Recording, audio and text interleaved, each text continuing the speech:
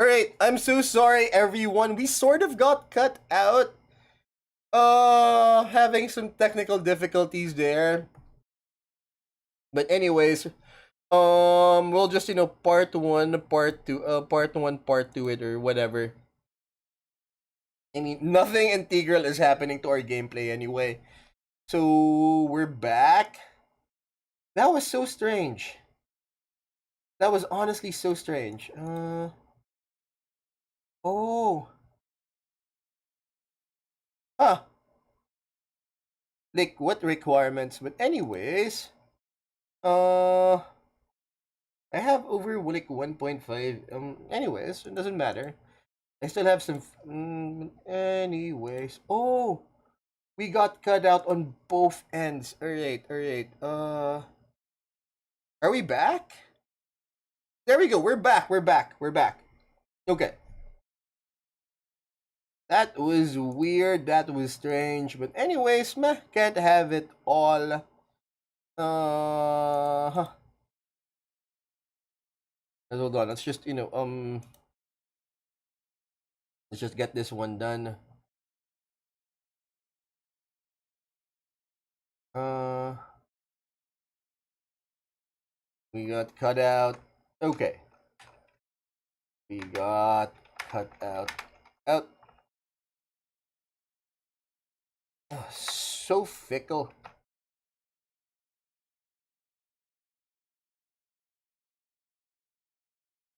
There we go. There we go. Got cut out for some reason. Anyways. That was so weird. Anyways, one of there. I mean, there's one of the biggest reasons why I left the platform. The whole thing has never been stable in a sense that never it was never been stable in the sense that it literally hands out suspensions for like the weirdest of things. It's like I remember one of the reasons why we stopped painting is because its system literally accused me of trying to sell products. I mean, like, dude, why? I'm not even selling. I'm just showing stuff. I'm just featuring stuff. Like this is the paint I use.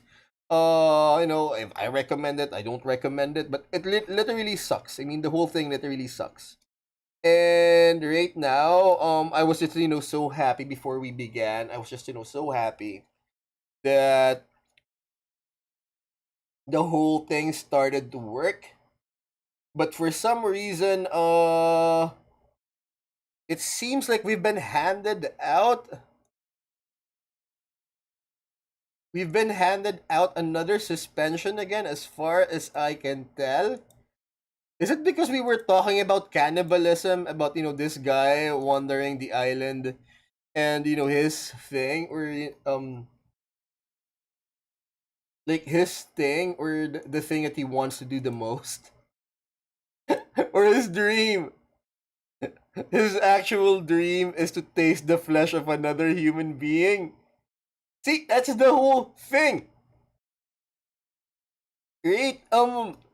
Back then it was fine to talk about these things in a sense that as long as you put it in an academic setting, as long as the whole thing was in theme, that you weren't trying to come up with something sick or creepy, unless of course that was your content. But for some reason, that embellishment, that whole censorship,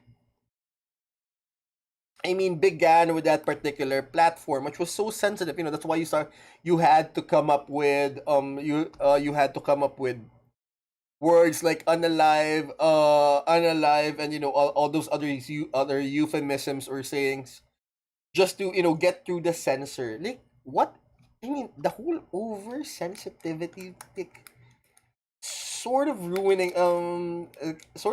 an entire generation. Like you had to do a lot of tiptoeing. Like imagine which is ironic in the sense that there are like true crime content creators out there, and they're fine with it. But guys, come on, we do not live in Rainbow Land. The world isn't a isn't a safe space. It's rarely a safe place. I remember who was that? There was this thing. It's like there is only like I forgot the actual number or the actual ratio, but there's only like for over 1,000 countries or 1,000 nations, only like uh 20% of it is not at war, or there's no ongoing conflict. Because like for example, in all of the major continents right now, there's almost always conflict, right? For example, in the US, there's Minnesota. Is it conflict? We don't know. It's not open war yet. But if you go to Asia, of course, there's the whole Indonesia, East Timor Leste. The whole thing, the war is happening right now between Thailand and Cambodia. Thailand and Cambodia. Can someone please put it down in the comments? But anyways, the world is rarely a safe space, or the world is rarely a safe place. So yeah, not really sure what. I don't have the solution for that, you guys. I'm just a bit frustrated about the level of censorship, or the level that every time we go through, especially in terms of content creation like this. Because yes, I know that censorship is a good thing in parents patriae, like in parents patriae, but at a certain point, right? People are gonna have to come up with the truth. The mere fact that the word or the verb unalived, exist says a lot. Like, what exactly are we trying to avoid here? When you say the word unalive, I mean, are some of these kids so sensitive that they can't hear that particular word? Because it happens every time. It happens every day. Like, how long are we going to keep up the illusion of Santa? I mean, that's my question. Anyways, that's why I'm here with you guys right now. So wait, what number are we in now? Guided by the Fates. During combat, discard the top card of your deck, add its boost value to this card's value. If you won the combat, Pandora recovers 2 health. Yeah. I haven't seen like the tier list for this particular month. And honestly, couldn't care less about this particular deck for the simple reason that she's just a thing, and that I just needed a gap. He's a gap filler at this point. Although the art is awesome, at least the back of the card. Restoration, and I forgot Elo. I think they didn't do well in terms of they didn't do well in terms of their minis, but their cards. My lord, look at this, gorgeous. I mean, too bad we had to sleeve him. There we go. Hold on, just a couple of more, and these hopefully this deck or these minis will be ready by game day on, well, this weekend. Ta-ta! Ta-ta! Ta-ta! All right, and three. Great, last two. Good lord. All right, almost done. Almost done. I am a real boy, Papa. I am a real boy. There we go. Papa. There we go. Ah! Oh my god. Oh no, we didn't ruin. Blue tack always ruins everything, but what's there is done. And besides, these things will stay with me forever. I mean, the only game or the only set that I honestly, didn't mind letting go of was MCP. Right? 1, 2, 3, 4, 5, 6, 7, 8, 9, 10, 11, 12, 13, 14, 15, 16, 17, 18, 19, 20, 21, 22, 23, 24, 25, 26, 27, 28, 29, 30. Alright, we have 30 cards. 30 cards. 2 sidekick or Coco Daemon tokens, it's whatever you call them. And then we have the 1, 2, 3, 4, 5, 6, 7 deck of woe. And then 2 Pandora.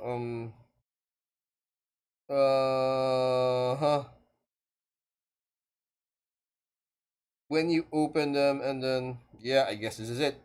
2 reference cards, I guess. So 2 reference cards, 30 playing cards, 2 tokens, and 2 reference cards, and of course her HP counter, which is only 40. This doesn't make any sense. The rest are fighters. The rest are, supernatural creatures.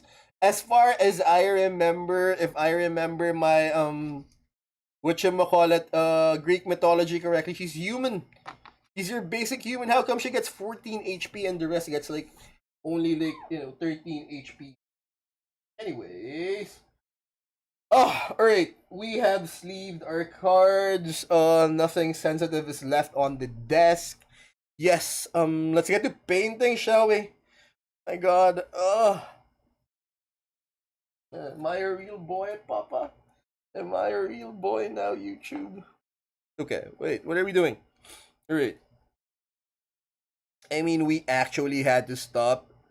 We actually had to stop painting because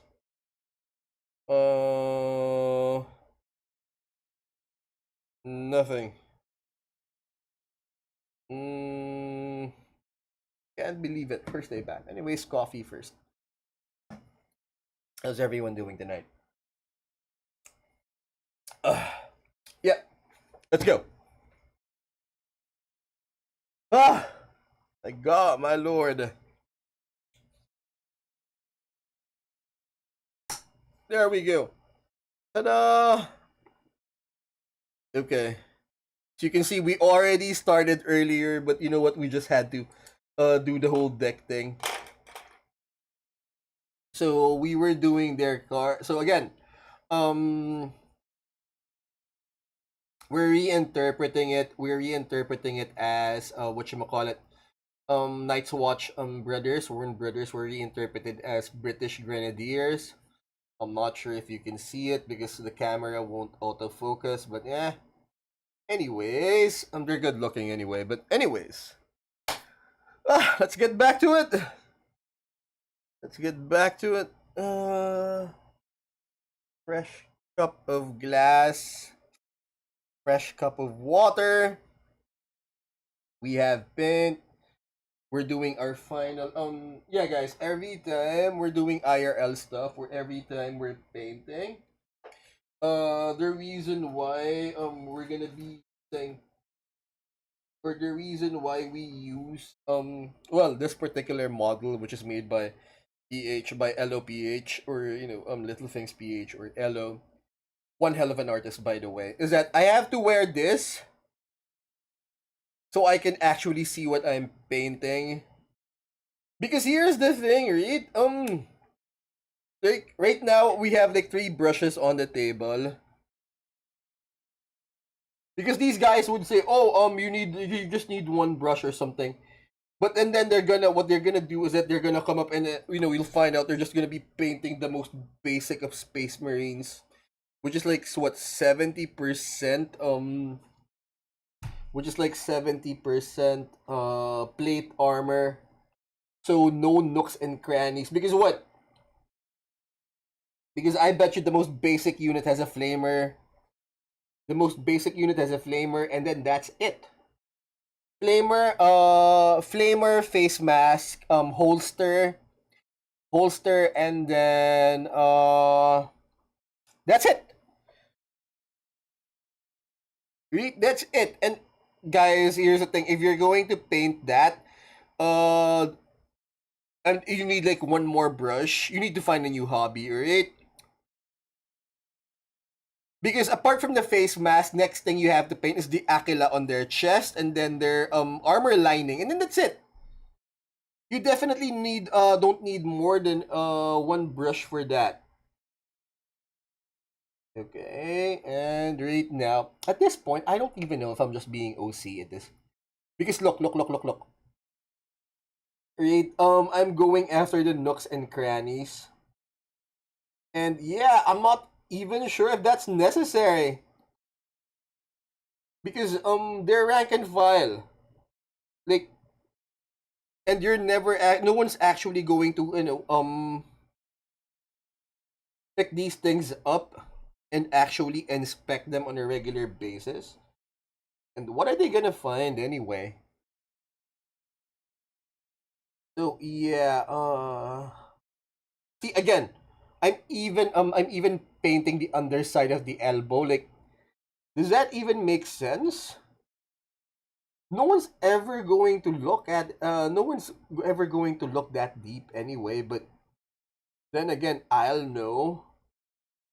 So yeah, if this is some sort of a mental thing, I probably have it. Wait, what happens if I like turn this thing off? Is it better? Did it get better? Yeah, I think it got better. Yeah.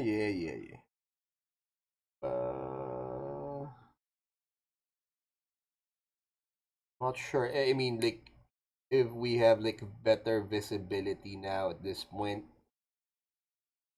because I think I'm just nitpicking my work. Whole thing isn't even visible at this point. Yeah, yeah. I feel like we're missing something. Oh yeah, Tales from the Void. Hold on. Uh, all right, that's it. One Tales from the Void. Tens of thousands of us live, work, and if we're unlucky, die together in this ancient metal behemoth, hauling the Ah, Imperium's lifeblood from world to world. And trust me, we've got stories. Some to make you laugh, some to freeze your blood. In the next few hours, I'll show you what it truly means to survive out here among the stars, running on faith, fumes, and the occasional strong amasec. This isn't a of heroic Navy warship or a rogue trader's pleasure yacht. This course is the not. everyday, unglamorous, absolutely essential life on an Imperial merchant freighter, as told by yours truly, a tired but I'm not really sure. I have a friend, and he works as what you call it, as a seafarer off of a cruise ship right now. I always considered, if I could pull something like that, the life of a seafarer, it's gonna be so hard. It's like a seafarer's contract is what, 5 to 6 months. A seafarer's contract lasts about 5 to 6 months. So yeah, you're gonna be at sea for like 5 to 6 months, or at least you're not going to be home for like 5 to 6 months out of an entire year. I mean, every boy. Here's the thing. There's a big distinction between being the type of seafarer. For example, if you're part of operations, you're part of a trade tanker. Those or you just haul cargo. Um, they consider it to be sad in a sense that, whereas compared to those who work in cruise ships, because in a tanker you just basically see the docks. That's it. You see the docks, which is far from the from tourist destinations or the good places. where tourists usually visit. But the thing is, definitely more money, and you get to hang out with the boys. Whereas if you work in like a cruise ship, um, every time the ship docks, you get some time off if it's your turn or something, and you could actually visit the place where the ship is docking, and which is fine. I mean, you literally get to see the world while working. I mean, if you get that opportunity. So I've always wondered, if I could actually do it myself, and the answer seems to be no, because I know, apart from, well, I've aged out. I'm already too old. Uh, I don't think I have what it takes, because I went with like I went with a cruise along with my mom, like about a few months back. It was the first time, my first time in a cruise ship, right? And the thing is, I remember getting seasick, right? It's like the voyage was like 5 days total, which includes docking in Hong Kong. But the thing is, a lot of people got seasick, and here's the thing: I was fine at the beginning. I was fine in the beginning, up until people started throwing up. What do I mean by that? I didn't feel seasick until I saw someone throw up, and the whole thing was contagious. Uh, it wasn't my first time I experienced that type of seasickness, but the whole ship thing, the whole cruise thing, it sucked for me for the simple reason that I spent like 3 days in bed with an empty stomach, right? And for most of us, it was our first time. I remember a lot of people literally disembarked by the time they got to Hong Kong, and they just went home. They sort of like wasted the trip because they simply couldn't take sea travel. Where I was born on the rock. So yeah, that was my first. So yeah, me, if ever, even if I do get the opportunity to work in a shop, I'll probably pass. I was born in a stout black thorn on the rocky road to Dublin. So oh yeah, sorry, my bad. Stubborn voidfarer with a penchant for sarcasm. So strap in. Really, find something to hold on to. Safety Because you first, have and to. our grav plating can be fickle. Welcome to the Vigilant Star. Let me show you around. Just watch Vigilant. your step. Oh, The deck plates my rattle a bit bad. in warp transit, and I'd hate for you to become one with the floor before you hear the best parts of the story. The Vigilant Star is no sleek, modern void cutter. Emperor knows she was old when my great-grandfather first took the helm, and Oh, that was a very long time ago. If you were to see her from the outside, you might call her majestic, a grand would old we? dame of the stars, or some such flowery drivel. 6 kilometers Flowery of dribble. plasteel and adamantium, studded with antennae and defense turrets, painted in peeling gilded scrollwork that once proclaimed the glory of the god emperor's light to the void. Mm-hmm. She's shaped less like a ship and more like a titanic cathedral fused with a skyscraper and then shot into space. Century How after would they know what a century, she's skyscraper accumulated scraper scars, looks like? meteor craters in her hull, scorch marks from pirate ambushes, even the melted remains of an ancient Orcus boarding torpedo still lodged in an aft bulkhead as a souvenir. A bit of advice: don't pry at it. It's holding something important in place, I suspect. On board, we live in a maze of decks and compartments, Dex. stacked atop each other like an overbuilt hive city. In a Ooh, sense, very that's nice. exactly what it is: a city in a steel box drifting through vacuum. We have hab decks where families Mm-hmm. cluster in cell-like quarters that haven't changed in generations. We've got market Because squares. why should it? Well, really just widened corridors where Off-duty crew barter for a better meal or a spare pair of boots. There's even Ah, a makeshift what chapel for? stretching across 3 decks amidships, complete with a towering statue of the Emperor that our chief engineer welded together from scrap metal a few decades back. Ah, It's ugly as sin, to be honest, but no one dares say that better than aloud nothing. near the confessor. Everything here serves a purpose, or at least It did at should one serve a time. purpose, because what would be That the point? humming beneath your feet? That's the plasma reactor 3 decks down. It's our heart and furnace, pumping out energy to keep the lights flickering and the gravity weakly Nice. tugging downward. The heat it churns out also warms our Hmm. bones, sometimes a bit too much in the lower decks where coolant lines like to burst. Just consider it Many like a summer or novice something. crewman's learn the hard way not to lean on a seemingly innocent pipe. The ones that aren't cold as a tomb are scalding hot. Ah, There's no in between. And if you listen nice. closely, no, not to me, to the ship, you'll hear her voice. The vigilant star creaks Hmm. and groans constantly, as if complaining about the load she carries or the warp currents buffeting her hull.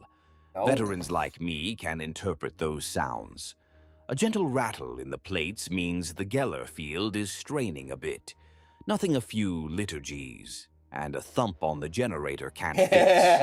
A sharp bang echoing through the pipes in the Where is night it, might Wood? mean a micrometeor strike on the outer hull, or it could just be the ship settling as temperatures change.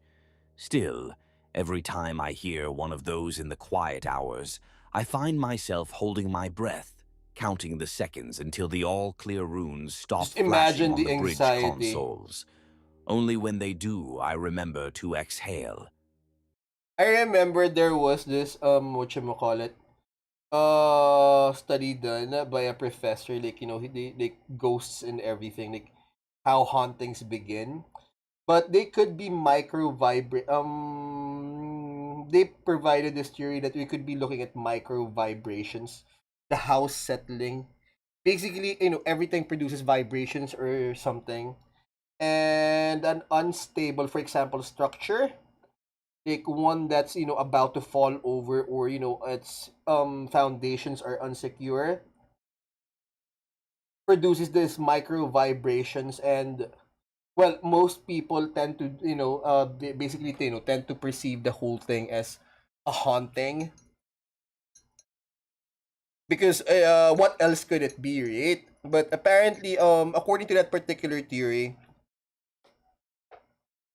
like these micro vibration, we perceive these micro vibrations as hauntings because our ancestors were, weren't exactly that smart, in a sense, like, they would build, they would make unstable caves their home, where a mini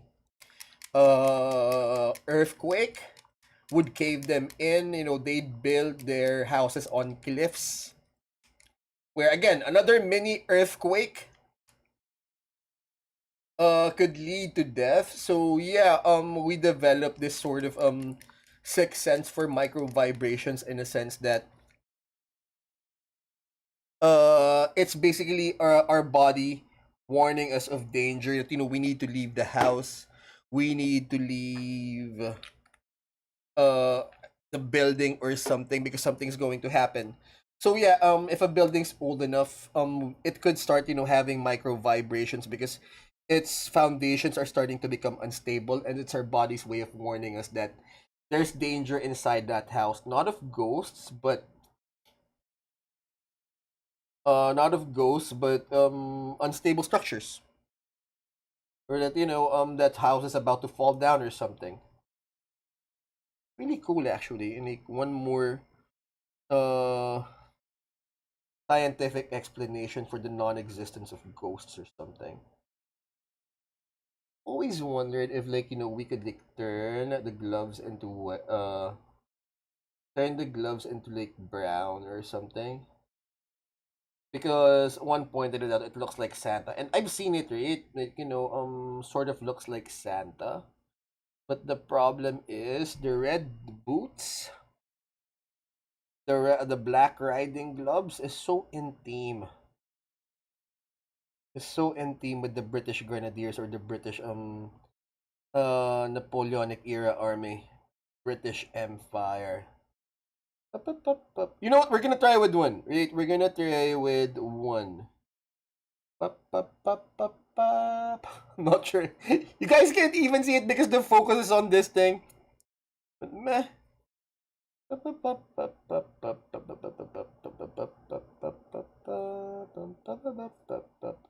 And I'm really like having a hard time.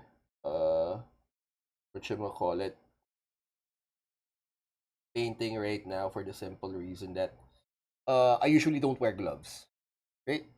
Anyways, have to.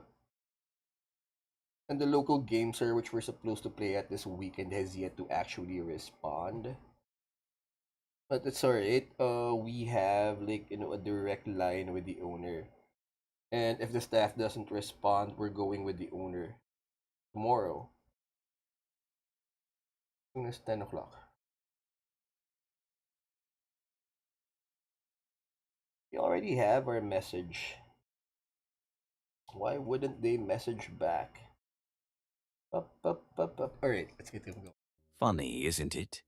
After a Yes. lifetime out here, the silence of space can still raise the hairs on my neck.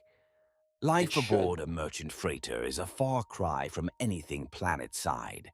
For one, there's the simple fact that up and down are relative. Yeah. We have grav plates on most decks, sure, but they're temperamental things, relics of ages past. Mm. They say the tech priests coax them back to life with rituals and perhaps a small blood sacrifice or two. I'm only half What joking. actually constitutes a Mostly small they blood work, keeping our sacrifice? feet on the floor.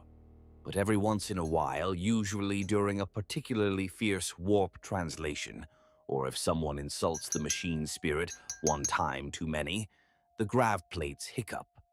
I've seen people mid-stride How suddenly float off like parade balloons, tools and does he know what have-stools parade drifting up balloons look like? alongside them. Cue the siren wail and a monotone servitor voice intoning, "Gravity fluctuation, Deck 12, Section 5B." That's our cue to Uh grab huh. something bolted down and pray to the Emperor, and possibly to the grav plate's machine spirit, just in case, until gravity deigns to return. Day and night, morning and evening, these concepts are more tradition than reality for us. Of We run course. on ship's time, a rigorously maintained schedule imposed by ancient edict of the administratum to keep our bodies somewhat in rhythm. Faux morning shift starts with a klaxon blare that would wake the dead, and occasionally does wake the half-dead rating who collapsed in a corridor. The Poor lumoglobes flicker from guy. dim red to a pale yellow imitation of dawn. It's a pathetic excuse for sunrise, but our bodies Better and than nothing. souls cling to it. Prayers to the Emperor mark the start of every shift, led by Confessor Armin, whose voice somehow booms through the bulkheads without a voxcaster. If you're not at morning prayer, you'd better be either dying or already dead, because there are no other acceptable excuses in his book. I'll Yep. admit, even I, captain of this So ship, yeah. try to show up at least in time for the final Black blessing. gloves. It feels wrong I'm not not to, sure if it's gonna especially match with before weight. facing another cycle of what passes It for looks fine routine to in the me. void. Shut up. It looks fine to me. But we're gonna try with Cork Brown because this is going to be his skirt, no, it's not lamellar. His Gambison skirt. It's gonna be dark brown, and then I'm gonna line it with Cork Brown to see what happens. As a lining. So we're gonna try to actually measure it with cork, right? Um, and see if it looks better.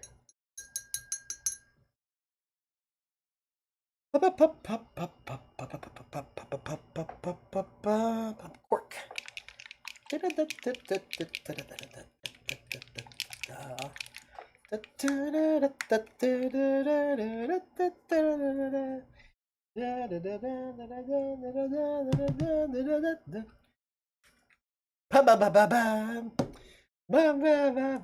After that, it's work, work, and more work. A vessel this size doesn't run on Hmm. autopilot, despite whatever marvels from the dark age of Yeah. technology we might have Wait, embedded in this is our Port systems. Brown, right? Human hands and minds Yeah. keep it alive and moving.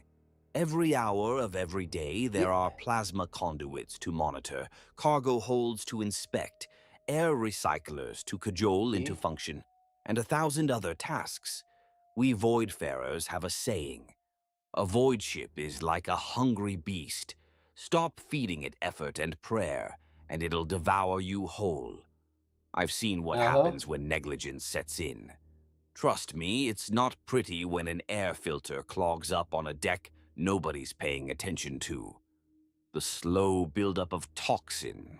Well, let's just say we lost a whole labor gang in their sleep once. Now, one of our many little Interesting. traditions is to double check the gauges on those filters like our lives depend on it. Because they do. You might wonder why anyone would choose this life. The You truth were is, born to most it. of us didn't exactly choose it. We were born into it. I wasn't exaggerating Like a when I life in said I was poverty. born on the Vigilant No Star. one wants I it. took my first breath of recycled air in a mid-deck Medicae ward, lulled to sleep by the thrumming engines. My mother carried me in her arms to the bridge and introduced me to the ship's throne before I could walk. My father recited the Litany of the Void to me as a bedtime story. Really The now. ship is as much my home as any planet could ever be, perhaps more. Planet folk often look at Voidborn like us as strange creatures, and maybe we are. Where We're else would you paler go? on average, thinner too, the No result of sun. low gravity and a lifetime under artificial lights. Some say we have a haunted look in our eyes. Can't blame them, we see things out here in the dark that would haunt anyone's dreams. But the Voidborn adapt. We have our own kind of normal. Kids play in the storage bays between cargo crates, laughing as if those crates weren't the only barrier between them and the killing vacuum outside.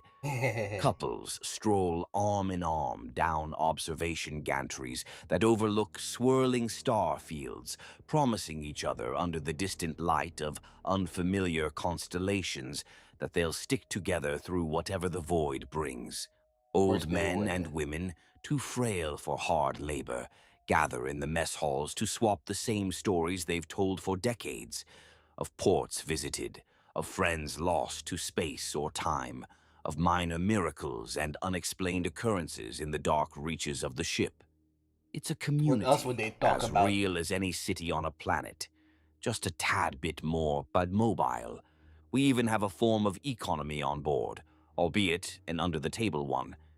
Technically, the administratum pays us voidfarer crews in scrip or throne gelt when we hit a major port. But it's not like there are shops in the warp, so we Eh. improvise. We barter.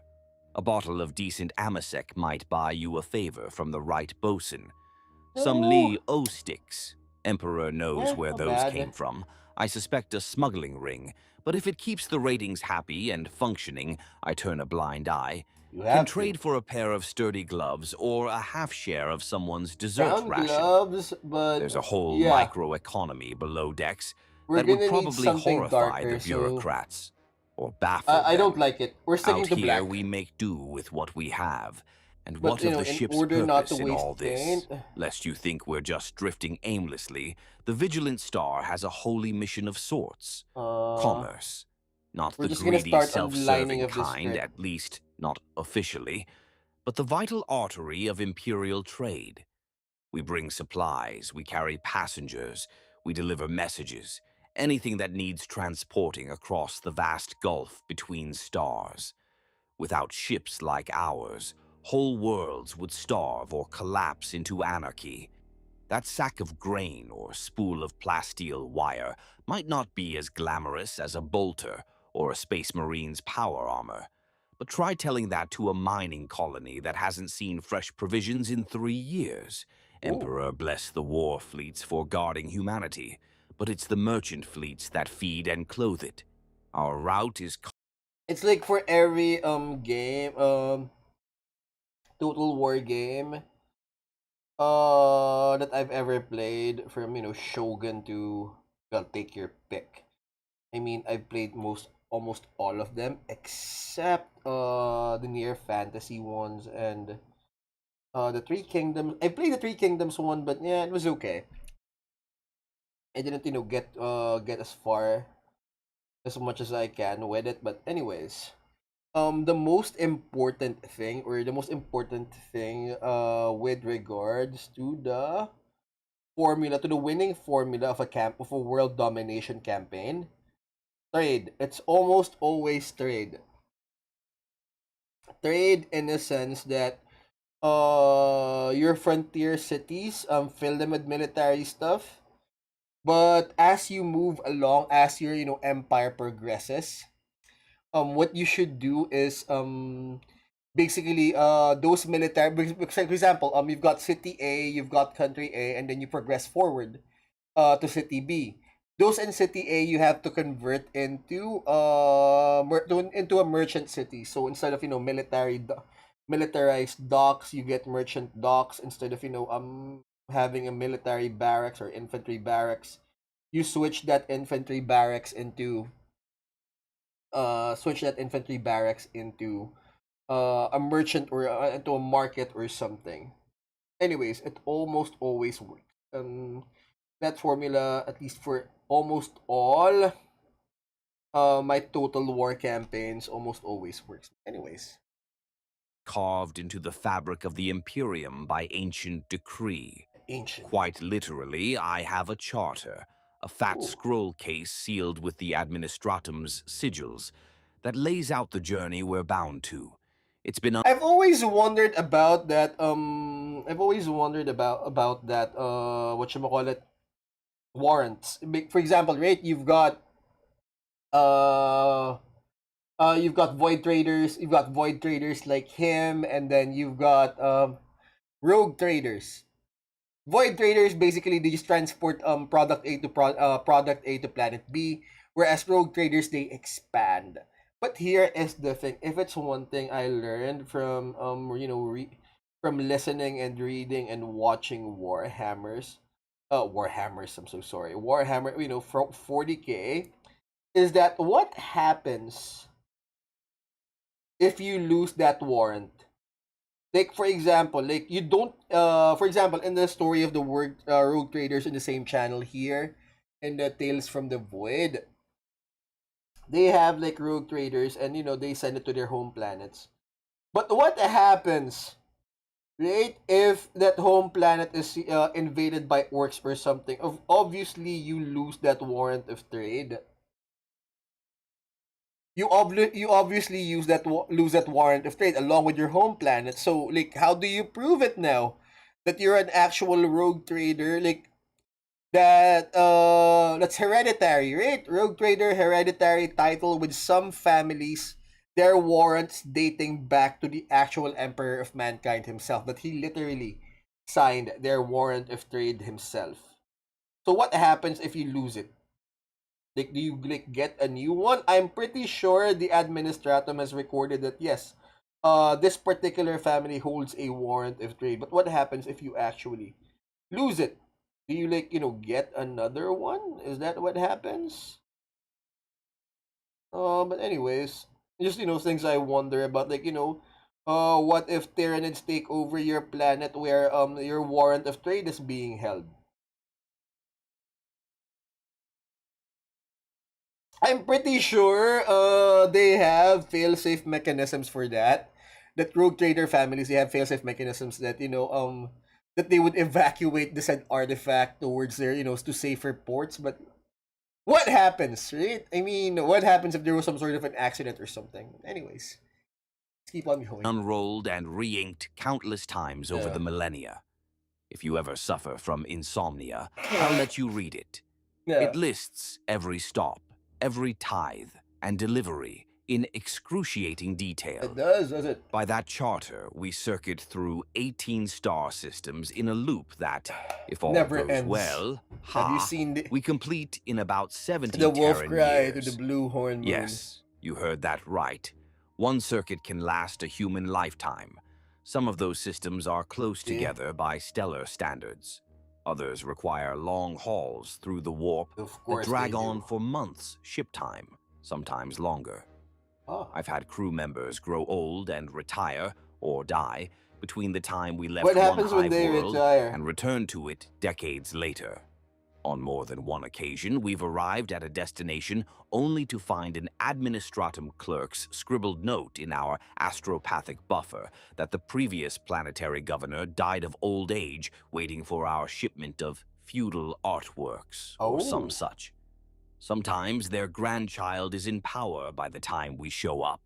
On the bright side, that means Uh-huh. they're usually so happy to finally get their goods that they don't complain too much about the delay. Not to Because us, complaining is anyway. heresy. Can you imagine it? Generations living and dying on this ship while it slowly I like wends its it. way I like between it. far-flung colonies.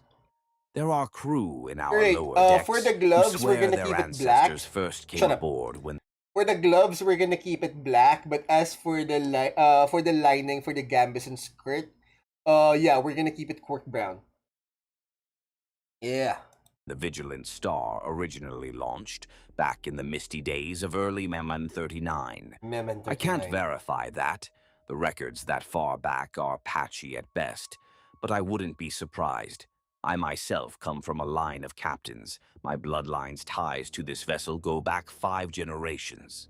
Ooh. Every corridor, every rivet and weld has a story passed down. The dent in the wall of corridor C16. My grandfather put his former first mate's head through it during a mutiny attempt. The scorch marks by the Of course main he did. cargo bay gates? That's where a plasma torch overheated during an especially hurried resupply, nearly vented half the bay to space. We patched Mm. it up, painted over it, but the burn never really came off. I These promise you, scars you and guys, quirks are the as moment we get monetized, we will get better cameras. We will get better everything. Because right now, this stupid camera is focusing on the background. This is why the whole thing is unfocused, and this is not. And the mini is out of focus. I promise you. First thing we will do the moment is we will get better everything. Because that's why it took us like so long to get a new what you call it to get a new mic, because I promised myself when I started out that I'm only going to be spending our expenses would be mitigated by what we earn. And we don't exactly earn anything since we're not yet monetized, which is, what, I'm fine. So I literally have to save up for it. It's like one of the reasons why it took me like this long to put the army together is because, like I said, I'm the type of person that feels guilty when I buy something for myself, because I was raised that way. Like, I don't know, I was raised that I was told again and again and again as a kid that I didn't deserve good things. That if I didn't have something, you're meant to suffer because you know what, we don't have the money for it, or you know what, you should have earned the money to get that thing that you needed or get that thing that you wanted. So didn't really have that much toys as a kid. Unlike other kids that grew up. That's why video games aren't a thing for us. Or isn't exactly a thing for this particular channel because uh again, didn't have that much connection to video games growing up. Like we grew up with books because books were cheap. Like we could get stuff for like less than $1. That's an afternoon's worth of entertainment for less than $1. And I remember when the land games came out, when Counter Strike came out, it was fun, but it wasn't exactly something that I saw myself doing during that particular time. I was like sort of too busy touching grass. So yeah, that's why we're doing this right now. It's like we're spending as much as we can, but somehow that upbringing that or that where I still feel guilty that still has yet to click off, despite the fact that I earn my own money now. But yeah, the whole way or pattern of the way I was raised by these boomers, that I don't deserve good things. still affects me greatly. Like every time I buy something new, like I feel so guilty. Now, oh, I should have used this to pay this bill. I should have used to pay that bill. When there aren't any bills to be paid. But you know what? Screw that. We're learning As much a one part mini of at the a ship time. as the Emperor's Aquila on our prow. Hmm. They say a void ship has a spirit, a will of its own. The Mechanicus certainly believe it. Treat her badly, and I she'll am spite afraid of you at that. the worst time. Treat her well. She'll Hmm. still try to kill you now and then, but maybe a little less often. I treat the Yeah, Vigilant Star with the respect due a venerable saint, and in turn, she's mostly kept us safe. Mostly. I mostly. offer oil to the engines in the Mechanicus rites. I permit the incense and canticles on high holy days to appease her machine's spirit. I even personally carry out a silly old tradition on our ship. Whenever we embark on a particularly long warp jump, I walk the length of the main corridor from bow to stern, alone, and whisper a sailor's prayer at every major bulkhead door. It takes hours, and my back usually aches like hell after climbing so many ladderways. But I do it. Why? Because somewhere in my He heart has I to. think it helps.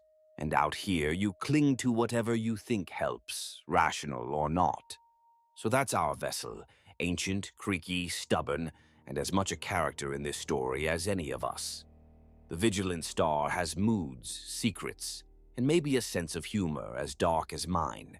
She's carried Imperial citizens and cargo Ah, for centuries pretty. uncounted, through I like calm it. void and hellish warp storms alike. Uh, And as we journey onward, she'll carry us and our stories to the next port and the next, as long as Alright, her hull we're gonna leave holds and his her gloves reactors as is. He's burn, going to be different. Emperor willing. Although, Now, since you've gotten to you know what? know the Fuck it. grand old lady, We're gonna wait it's for her to time you meet the dry, people and inside her then metal we're gonna belly. work on his gloves After all, a afterwards. ship is nothing without its crew, and ours Okay, okay. is, well, quite the bunch.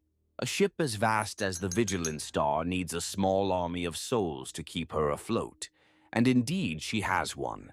Over 50,000 men, women, and a 50,000. scattering of child apprentices, all living Not out their bad. lives in this steel world. The Now, black is I won't better. pretend I know each by name. In terms for the Emperor gloves, preserve me, I'm not that omniscient.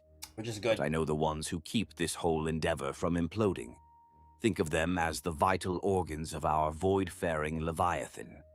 First off, there's me, the captain.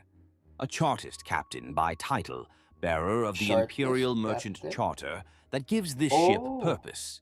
It sounds grand, but in practice I'm part quartermaster, part judge, part father figure, and part tyrant, when need be. and they actually see him as a father figure when he was younger. Of course, he needed to like wait On for an his dad to Imperial die. Navy vessel, the captain's word is law by the warrant of the Imperial Navy. On a merchant ship like ours, it's law because That's the reason why up until now, even in cruise ships, sailors or have to keep this military bearing because they're like for example right during the age of sail well sailing was considered to be so dangerous that the captain's word is the word of God because when things starts to go sideways and during that particular time it almost always does they have to it's the captain needs to keep it together. So yeah, even up so it's funny that even up until now they still have to keep that military bearing, even in merchant ships, in order to keep up that tradition. And that's why if you guys have ever been on a cruise, you have to like still do the emergency thing, despite the fact that by law actually by law, most ports you have to do that emergency thing. Like every time you embark on a ship, you have to do that at least once because statistics provide that things might go sideways or the law simply provides that you need to be able to fend for yourself or at least you need to be able to know what to do when the whole thing starts to go sideways. Anyways, keep on going. frankly, someone has to be in charge in a tin can of Someone 50,000, has to. and the charter and traditions say it's me. I wear an imposing bicorn hat during official ceremonies. Bicorn It's hat. tradition, don't laugh. And I have a fancy oath rod, a sort of scepter that symbolizes my authority. Oath rod. Rarely do Oh. I need to brandish it. The crew know well No! enough that my orders Ah, carry the Emperor's mandate, or at least I remind them of it whenever discipline falters. oh. But more on that in a How often moment. does the discipline falter? Directly beneath me is the command crew, my officers and specialists who each oversee a vital slice of ship operations. Ah. There's my first officer, Commander Elia, who's as sharp as a void shark's tooth and twice as Void relentless when it shark? comes to schedules and regulations. There She's is the such a one who thing as a makes void sure our shark? grand voyage actually sticks, more or less, to that charted route and timetable, nagging cogitator machine spirits for updated calculations and turning my general orders into specific tasks for each department. Ilya could probably run this ship. I just realized now why we can't do cork brown for the gloves. Too fleshy. It looks too much like flesh, so yeah, we're not doing that. We're definitely going with black, despite the fact that um our sworn brothers turned British grenadier will look like Santa. Anyways, keep on Ship going. without me, truth be told. Not that I plan on giving her the chance anytime soon, but I sleep easier during my off shifts knowing she's on the bridge, prowling around with a data slate in hand and an expression that could sour recaf. Then you have the chief bosun, Ralk. If I'm the Disciplinarian. father figure, Ralk's the crusty uncle with the whip. Oh. Literally, he has a neural whip coiled at his belt at all times. He's a hulking fellow who somehow manages to loom even when he's sitting down. Decades of barking orders across deafening engine rooms have given his voice a permanent gravelly roar. When Ralk bellows a command, even the machine spirits take notice. He handles discipline in the lower decks, keeps the cargo teams in line, and ensures that when we say all hands on deck, all hands bloody well. We have to at a certain point we're gonna have to go through with Rogue Trader. But we're just having so much fun with Blue Archival that yeah, yeah, it might take some time before we do our Rogue Trader. Because I don't think, I have the patience yet to actually go through what you call it, a top down, no, an isometric turn based RPG. Anyways, keep on going. Show up on deck. I once saw him headbutt a mutinous crew chief so hard the poor sod's skull cracked like an egg, and then Ralk dragged him to the Medikashi Bay by the collar, growling that nobody gets to die without his permission. Charming in his way. The crew fear him, which is healthy for them, but they respect him too because they know he'd charge into the jaws of hell for this ship and her crew if needed. On long hauls, when tempers fray and people start thinking dark thoughts, it's Dark. Ralk's presence, and maybe that whip, that keeps the peace. Well, mostly. Our chief Mostly. engine seer is Magos You guys, Dalton. can you guys Or actually as see what I'm doing? It's like nothing. Not doing anything. It's like, I swear, we're gonna get a camera. When we get a camera, we will get better stuff. Because it simply will not autofocus. I mean, I would rather have it fixed focus so, you guys could actually see what's happening, but anyways. some of the crew secretly call him the Coghead. Not to his face, of course. Why Picture a not? man who's replaced a good quarter of his body with humming machinery and mechadendrite limbs that twitch of their own accord. And you have Magos Dalton. He Magos wears the Dalton. red robes of the Adeptus Mechanicus, though they're perpetually singed Ah. and stained with sacred oils. Yep. Dalton has been tending the Vigilant Star's engines and systems since before I took command. Ooh. He claims to have personally communed I with the mean, plasma. how long does Priests of Mars live anyway? I mean, I am assuming they switched out the most vulnerable parts of being human. Major organs, the heart, the lungs, livers, kidneys, stuff like that. But how long does what's their expected lifespan? Plasma reactor's machine spirit, spoken to the soul of the ship, as he puts it. Who am I to doubt him? Who are we Under to his doubt them? watch, the plasma drives keep burning and the Geller field stays lit most of the time. Most of the Just time. don't try to rush him.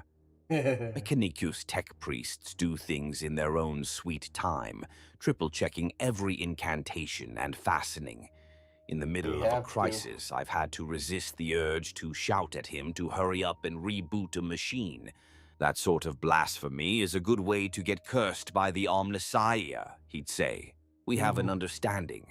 I leave the techno-magic to him, and he leaves the meatbag management, his term for dealing with humans, Meatbag to me. management. The spiritual anchor of our ship is, as I've mentioned, Confessor Armin.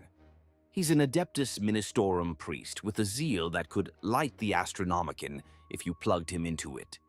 Armin is not a big man, but the force of his conviction makes him seem 10 feet tall when he's Ooh. sermonizing. He has this unsettling Sermonizing. habit of appearing wherever morale is wavering or heresy might be brewing, as if he has the Emperor's own guidance to sniff out doubt. I Doubt. wouldn't be surprised if half the crew are more afraid of disappointing Armin than they are of me or Ralk. He's been known to proselytize in the middle of the He's a good man then. I mean, if you're more worried about disappointing him than actually going up against him, because I've met professors like that looks disappointed when you fail at something. So yeah, that means he's a good man. mess hall if he even suspects grumbling about the hardships of void life. And he's surprisingly good at it.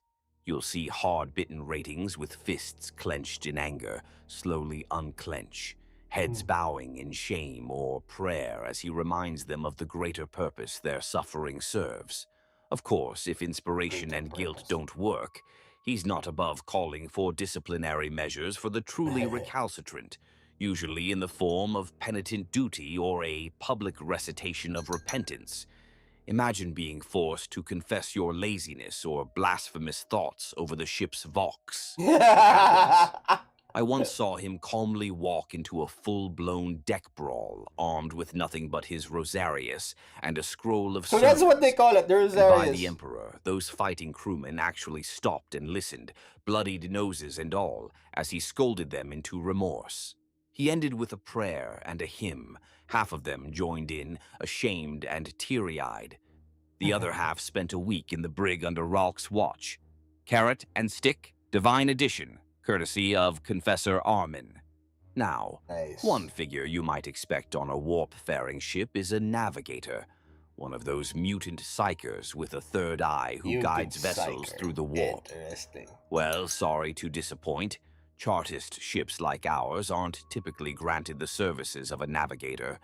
Those are reserved for the Navy's warships and rogue traders' fast Oh, clippers. I always thought that it was something like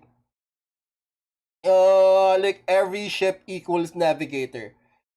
So how do they travel these charter ship? Because one planet to planet A to planet B to planet Z, whatever. Um Usually warp travel, right? But what about chartist quote unquote charted voyages like this one that literally goes on a cycle, and that's it, from planet A to Z. So what? How do they travel? We, on the other hand, make do with something far more primitive: the Emperor's Tarot, old star charts, and pure stubbornness. In Huh? the bowels of the bridge, we have a navigation control pit where a dozen Lex mechanics and Voidfarer savant types pore over cogitators, calculating warp translations the hard way. Oh my They God! consult They don't have actual, traditional navigators per se, but they have a bunch of like semi navigators working together just to get from point A to point B. Interesting. ancient logbooks of warp routes, most of which are likely half legend, and they time our jumps along relatively stable Oh, warp interesting. corridors that have been used for centuries. It's like trying to sail an ocean. This is how my usual drive to and from work goes, by the way. But by this is definitely much more fun than sitting in traffic. following long-dead lighthouse beacons that sometimes flicker out without warning. Yeah. We also have the guidance of the Astronomican's light, faint but present. Even without a navigator's warp eye, our auger arrays can just barely pick up its Auger. beacon if we're close enough to Huh. Terra's psychic bearing. Enough to orient us, not enough to save us if we're truly lost. So far, so good. We Yeah. haven't ended up materializing inside a star or in the middle of a tyranid hive fleet, praise the throne. What we do Praise the have in the way throne. of warp guidance is our astropath transcendent Edrin. He's a frail, blind soul with sockets where his eyes once were, forever shrouded in Astropath? threadbare robes that used to be the deep green of the Adeptus Astra Telepathica, but have Oh. faded to an earthy brown. Edrin's existence is a daily trial. As with all sanctioned psychers, he's been Oh. soul-bound to the Emperor. He's a psyker, but not, he's a psyker, but not, whatchamacallit? Psyker, but not a navigator. The one with the third eye and everything. Alright, got it. So, he's both blessed and cursed. He hears voices in the warp, some of which are actual astropathic messages, others not so benign. Yeah. Whenever he receives a message, he scribbles it down in a trance on parchment. The cogitators don't trust direct psychic input, or maybe it's the other way around. I have a Vox line to Interesting. his sanctum so he can recite communiques to me directly if needed. The poor man rarely leaves that chamber for his own sanity, and we try Poor not to guy. bother him with trivialities. Using an astropath is like shouting across a gale. It takes a toll. I Oh. recall just last year we got an urgent astropathic message from a nearby system, a warning about a warp storm brewing ahead of us. Edrin Ah. delivered it in a croaking whisper, then collapsed, bleeding from his nose. He spent a week recovering, pale as milk and muttering in his sleep. Well, he did his After that, job. I vowed to rely on astropathic contact only when absolutely necessary. We're fortunate to even have Edrin aboard. Smaller merchant ships wouldn't. But because the Vigilant Star occasionally carries high-priority cargo and Ah. persons for the Alright, so if they didn't do carry high priority cargo, they wouldn't have Edwin. Alright. Edwin. I honestly didn't hear. Anyways. administratum, they granted us this luxury. If you can call a Luxury. haunted telepath a luxury, to keep those 50,000 souls fed, armed, and orderly, we have a whole host of mid-level officers and functionaries. There's Quartermaster Hollis, a gaunt woman who can tell you exactly how many protein bars we have left in storage and how many rivets are in bulkhead 32A, a slight exaggeration, but only slight. She oversees supplies and rationing with a miser's grip. Whenever crew complain about half portions or watered-down They recaf, shouldn't. it's Hollis who hears an earful, though she'll just point to the supply charts and shrug. She's not heartless, mind you. I've seen her quietly open the stores for extra blankets during an unexpected cold Hmm. snap when our recyclers faltered, muttering that she'll blame the discrepancy on vermin. Emperor Ah. knows we have Dry vermin now, aboard, so so it's a let's plausible excuse. convert it to The black gloves. Master-at-Arms, Diern, is responsible for the ship's small armory and our contingent of armsmen, essentially shipboard security troops. Guilty. We're a merchant ship, not a battleship, but on the rare occasion we have to repel borders or, more commonly, quell an internal riot, Diern's squads don flak vests and grab their shock mauls and shotguns to restore order. He's drilled them well. They run combat exercises in the empty cargo bays whenever we're in transit. It's Uh, actually a form of entertainment for the off-duty crew to watch them play war. yeah. Bets get placed on which squad wins the mock breaches. It's good practice and keeps them on their toes. Over the years, we've What had a happens to the handful losing of team? incidents. a pirate raider boarding attempt or two, and one time a group of disgruntled laborers tried to stage a mutiny over a pay dispute. Of course. Dearn's armsmen resolved those with decisive, red, bloody efficiency. After the mutiny attempt was foiled, with Rolk personally flinging the ringleader out of an airlock, a story he loves to tell in grisly detail, I had to institute mandatory weekly inspiration sessions with Confessor Armin for a while to soothe the crew's nerves. Nothing like a good hymn and a reminder of the Emperor's grace to help you forget the sight of someone getting explosively decompressed because they chose the wrong path. Hmm. And then there are the specialists, the Vox officers who manage communications, hailing ports, coordinating docking, and cursing at the interference that the warp throws at us. The sensorium operators who stare at Auspex scopes until their eyes cross, watching eyes and a lot of prayer. We even have a small Scola on board, a tiny Cola. one-room school tucked away near the aft community deck, Really where now? a retired Scola Progenium teacher instructs the young ones in basic literacy, the Imperial Creed, and enough arithmetic to keep the ship's log someday. It's surreal if you think about it. A classroom floating in the void, Not children assassin. reciting multiplication Not Assassinorium, not the Legio tables, Assassinorium, but while beyond the hull there's nothing but infinite night. But it keeps us civilized. Infinite Night. One cannot forget the clankin structure of the crew. Remember how I said families pass down duties? On the Vigilant Star, this is practically law. Whole Oh. lines of crew are born into certain roles. The Holy's family has manned the Starboard Lance Battery. Yes, we have a couple of weapon batteries, mainly Oh. to discourage pirates. I'll get to that later.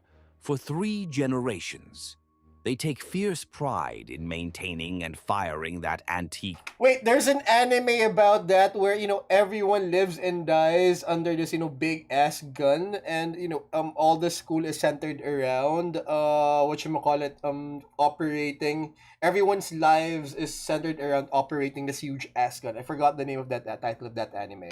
cannon, even though it rarely sees action.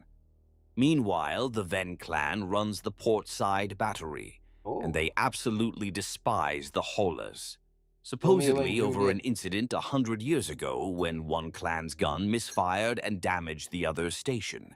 Neither Ah. side will let it go. We keep them on opposite shifts to prevent the occasional knife fight from breaking out over dinner. I wish I were joking.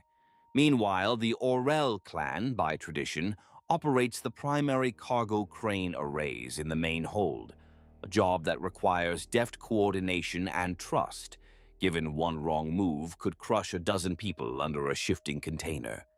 They've turned it into an art form, almost a dance, Hmm. passing hand signals and shouts as they hoist multi-ton loads with creaking servitor-piloted cranes. Of Ah. course, like any families in close quarters, feuds spark. These interpersonal I wonder what's the situation on inbreeding, because in the last episode it seems like Walter of Fallout, there's like they're having trouble with this inbreeding group.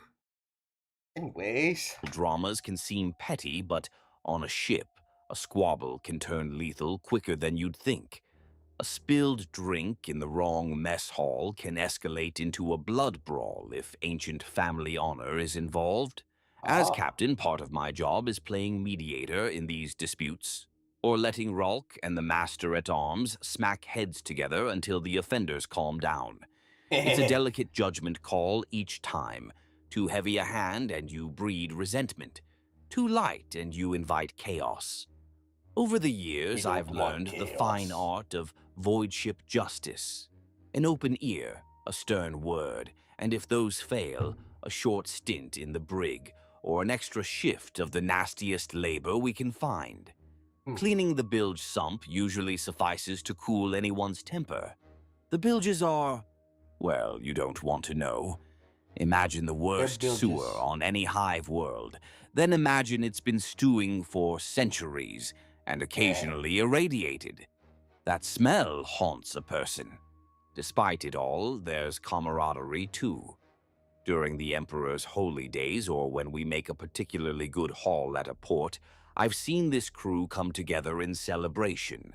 We hold a makeshift feast in the main bay. Nothing fancy, What do they eat just then? ration spackles spiced up with whatever we've got. And maybe some home-brewed rot-gut liquor that skirts about 97 different Emerson. regulations. The engineer complains about the potential for contamination in the sacred bay, but even he clanks along to raise a toast of electrolyte fluid. Yeah. There are songs.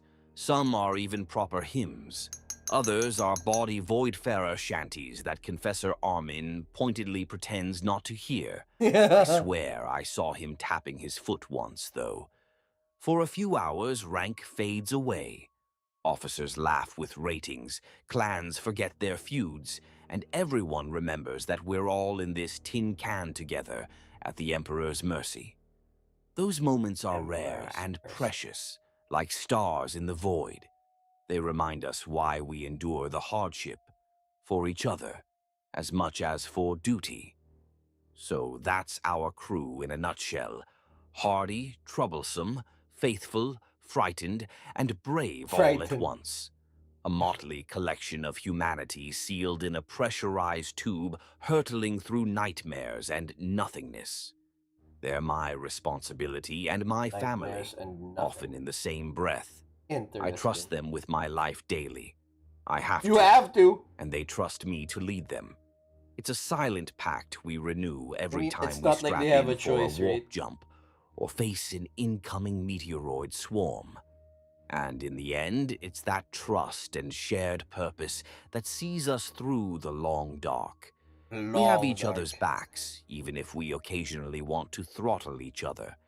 And Emperor, help anyone not of this crew who tries to harm one of us. We close ranks real fast when an outsider threatens, but I'm getting ahead of myself. That's foreshadowing, if you like. For now, suffice it to say, the Vigilant Star's greatest asset isn't its firepower or its hull armor. It's the people aboard It's the her. people. It's People who, Emperor family. willing, will get us through whatever comes next. Speaking of which, let's talk about where we're headed and what we haul. After all, even the most steadfast crew can be tested by the trials of the void, and I have a feeling ours are about to be. As I spin these yarns, we're partway through our latest circuit, en route to a mid-sized mining. I've always wondered why, like for example, right? In regular voyages, there's this game called Fishing Barents Sea, Fishing Mediterranean Sea, or something. Basically, you fish. It's on Steam. You guys can check it out. It's like, what if we don't fish? Because I had so much fun, exploring the place more than actual fishing, and I had crewmen with me. It's like, why don't these people complain? Because the crewmen actually earn percentage of our catch or percentage of the sale. They don't have like a set they don't have like a set salary, like you get paid like 1,000 kroners per month, or 1,000 kroners per week. Well, no, but they get a percentage of our catch. So like, what if the captain doesn't want to go fishing? What if the captain wanted to go exploring the docks around the place? So nothing. I mean, I just realized that. I just remember that game. Like, I've been dragging people around without actually earning anything. At least in that particular game. Anyways, Colony called Volmer 8. It's not much to look at. A dusty rock on the galactic fringe with low never gravity is. and even lower standards of living. But to the Low Imperium, standards. Volmer 8 is valuable for the tons of rare ores it spits out. Oh, Our job is to deliver new machinery and coolant for their smelteries and pick up a load of refined adamantine ore destined ow. for some forge world beyond. Routine on paper. But out here, nothing is ever truly routine. We It shouldn't departed our be. last port of call, St. Bastian's Landing, 3 standard days ago. Now there's a place of contrasts. St. Bastian's is an old shrine world turned way station. Half the planet is covered in temples and reliquaries for pious pilgrims, and the other half is basically warehouses and fuel depots to service ships like ours. One side smells of incense and rosewater, the other of promethium and engine grease. We spent a week there offloading one batch of cargo and loading up another. The administrative agents at the port are still probably counting and stamping every crate we dropped off. Farm equipment for the Shrine World's food production and several Uh-huh. hundred copies of some illuminated holy text they requested. In return, we took on those smelter parts for Volmer 8 and a fresh supply of reactor fuel for ourselves. I also agreed to transport a group of passengers, which we don't always do, but our holds weren't fully laden and the extra thrones offered came in handy for the crew's bonus pool. Ah, Hmm. yes, the passengers. St. Bastian's Landing was swarming with pilgrims, as shrine worlds tend to be, and many were seeking passage onward. Most pilgrims there aim for Terra eventually, but Terra is half a galaxy away, and a Ah. charter ship like ours only covers a small leg of that journey.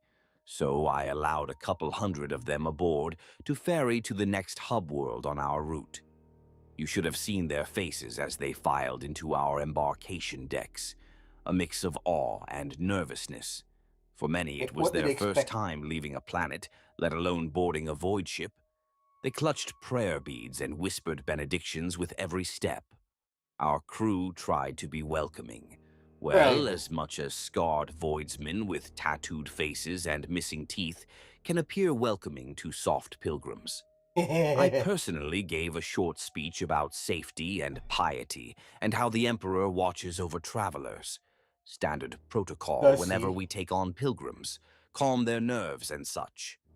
Confessor Armin was delighted, of course, a captive flock to sermonize at throughout the journey. He's likely already scheduled twice daily prayer sessions with them in the aft chapel. Not all our new passengers are simple pilgrims, though. We also have a small cadre of administratum adepts, hitching a Ah. ride to an outpost in the Volmer system. They're easy to spot. Gray robes, ink-stained fingers, and eyes that dart like frightened mice. I suspect they're junior clerks being assigned to tally Volmer 8's mining output, or something equally riveting. They mostly Ooh. keep to themselves, nervously shuffling I around mean, with they data have to. slates, likely unnerved by the more boisterous elements of our crew. And then there's an individual I hadn't expected, an old Mechanicus tech priest, Tech Magos priest. Routh, who requested passage to Volmer 8 to inspect the mining machines we're delivering. Apparently, those machines are of his Forge Temple's manufacture, and he wants to ensure the colony is treating them in accordance with the Omnissiah's grace. In other words, Maintenance. he's checking they follow the maintenance manual. He's even more augmetic-laden than our own engine seer Dalton. Ah. The two Great. had a staticky We exchange have to of switch the water. Hold binaric on. cant when he came up. What? I wanna listen to the story too. Hold on. We're switching the danger water. It's why every time I paint, I drink off of a thermos now. For the simple reason that number one, it keeps your drink warmer longer. And number two, uh so you don't actually accidentally take a sip of the danger water. Hold on, I'm just gonna switch.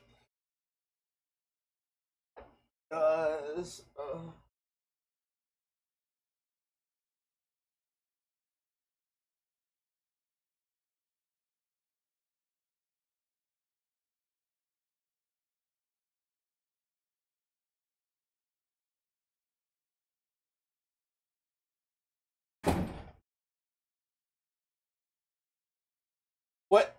I have my own bathroom. Fuck off. I earned it. I mean, that's how the house works. Who was that? Who was that? Ugh. That's how the house works. Apparently, I just received a new virus warning from India. But anyways, they keep me alive. They keep me in comfort, and the bills get paid. So anyways, we just replaced the danger water. Here's the thing, right? So many of these painters nowadays, they would literally show on cam that they would rinse out their brushes with their mouth. That is the stupidest thing I've ever seen. These painters, right? And they, guess what, right? They make a point of showing it on camera that they would, rinse the brush with their mouths or in their mouth, because I don't know why. Because it makes them look cool, it makes them look tough. Guys, we're painting minis, right? It's not exactly it's what you call a soft hobby. It's not exactly what you call a soft hobby, in a sense that you're not gonna get cauliflower ears from doing this. Alright? So I'm guessing that's why some of them, they think that, it makes them look cool or it makes them look tough when they wash the brushes in their mouths, but no, it doesn't. It just leaves you open for, it just makes you look stupid. Why? Because historically speaking, the reason why people wash their brushes with their mouths is because of the lack of indoor plumbing. Right? They have seen burial, they have examined in convents, and that places where monks congregate, and they'd have iron, no, not iron, but lead, traces of lead in their teeth or in their skulls, particularly in their mouth area, because of they would use, instead of actually getting water, they would just wash the brushes with their mouth, which is understandable because it was medieval times, it was the Renaissance, no indoor plumbing yet. But there is absolutely no reason to do that with indoor plumbing, alright? Because I remember there's, it looks so stupid that one guy literally smiling at the camera. I forgot the name of that painter. He has a YouTube channel. He literally looks makes eye contact with the camera and puts it in his mouth and then smiles as he cleanses the brush in his mouth. Which is, dude, you just look stupid, right? And you're just leaving yourself open for what you call it. You're just leaving yourself open for chemical poisoning, because Lord knows what chemicals they put in this thing. Okay, so yeah, we still have some brown paint, and we finished the dark glove, so we're going with lining, and let's get back to the story. Aboard, which I assume was a polite greeting, though for all I know they were insulting each other's deity protocols. Uh huh. Roth installed himself in one of our engine monitoring stations and has been quietly communing with the machines ever since. Fine by me. One more tech priest blessing the engines can't hurt. So, No. cargo loaded, passengers embarked, and hull refueled, we cast off from St. Bastian's orbital dock with the usual fanfare. The dock's overseers blessed our departure via Vox. A choir sang, trumpets blared. Shrine worlds do love their ceremonies. Of I course they stood do. on the bridge with Elia and intoned the response of the Voyager, trying not to roll my eyes at the flowery benedictions. Ha ha That ha. hat I mentioned came out for the occasion, looking as pompous as ever on my head. Once clear of port, we made a short warp hop, just a few light years, to put some distance between us and the busy shipping lanes. That leg went smoothly enough, thank the God Emperor. We dropped back into real space yesterday to realign for the long jump to Volmer 8. Now, here we Hmm. are, cruising through the void on conventional drives, while the Lex You mechanics guys and noticed navigation. that? I have been listening to these stories like for like a year now, and like I just realized, like, I have yet to hear anything about the description of Terra.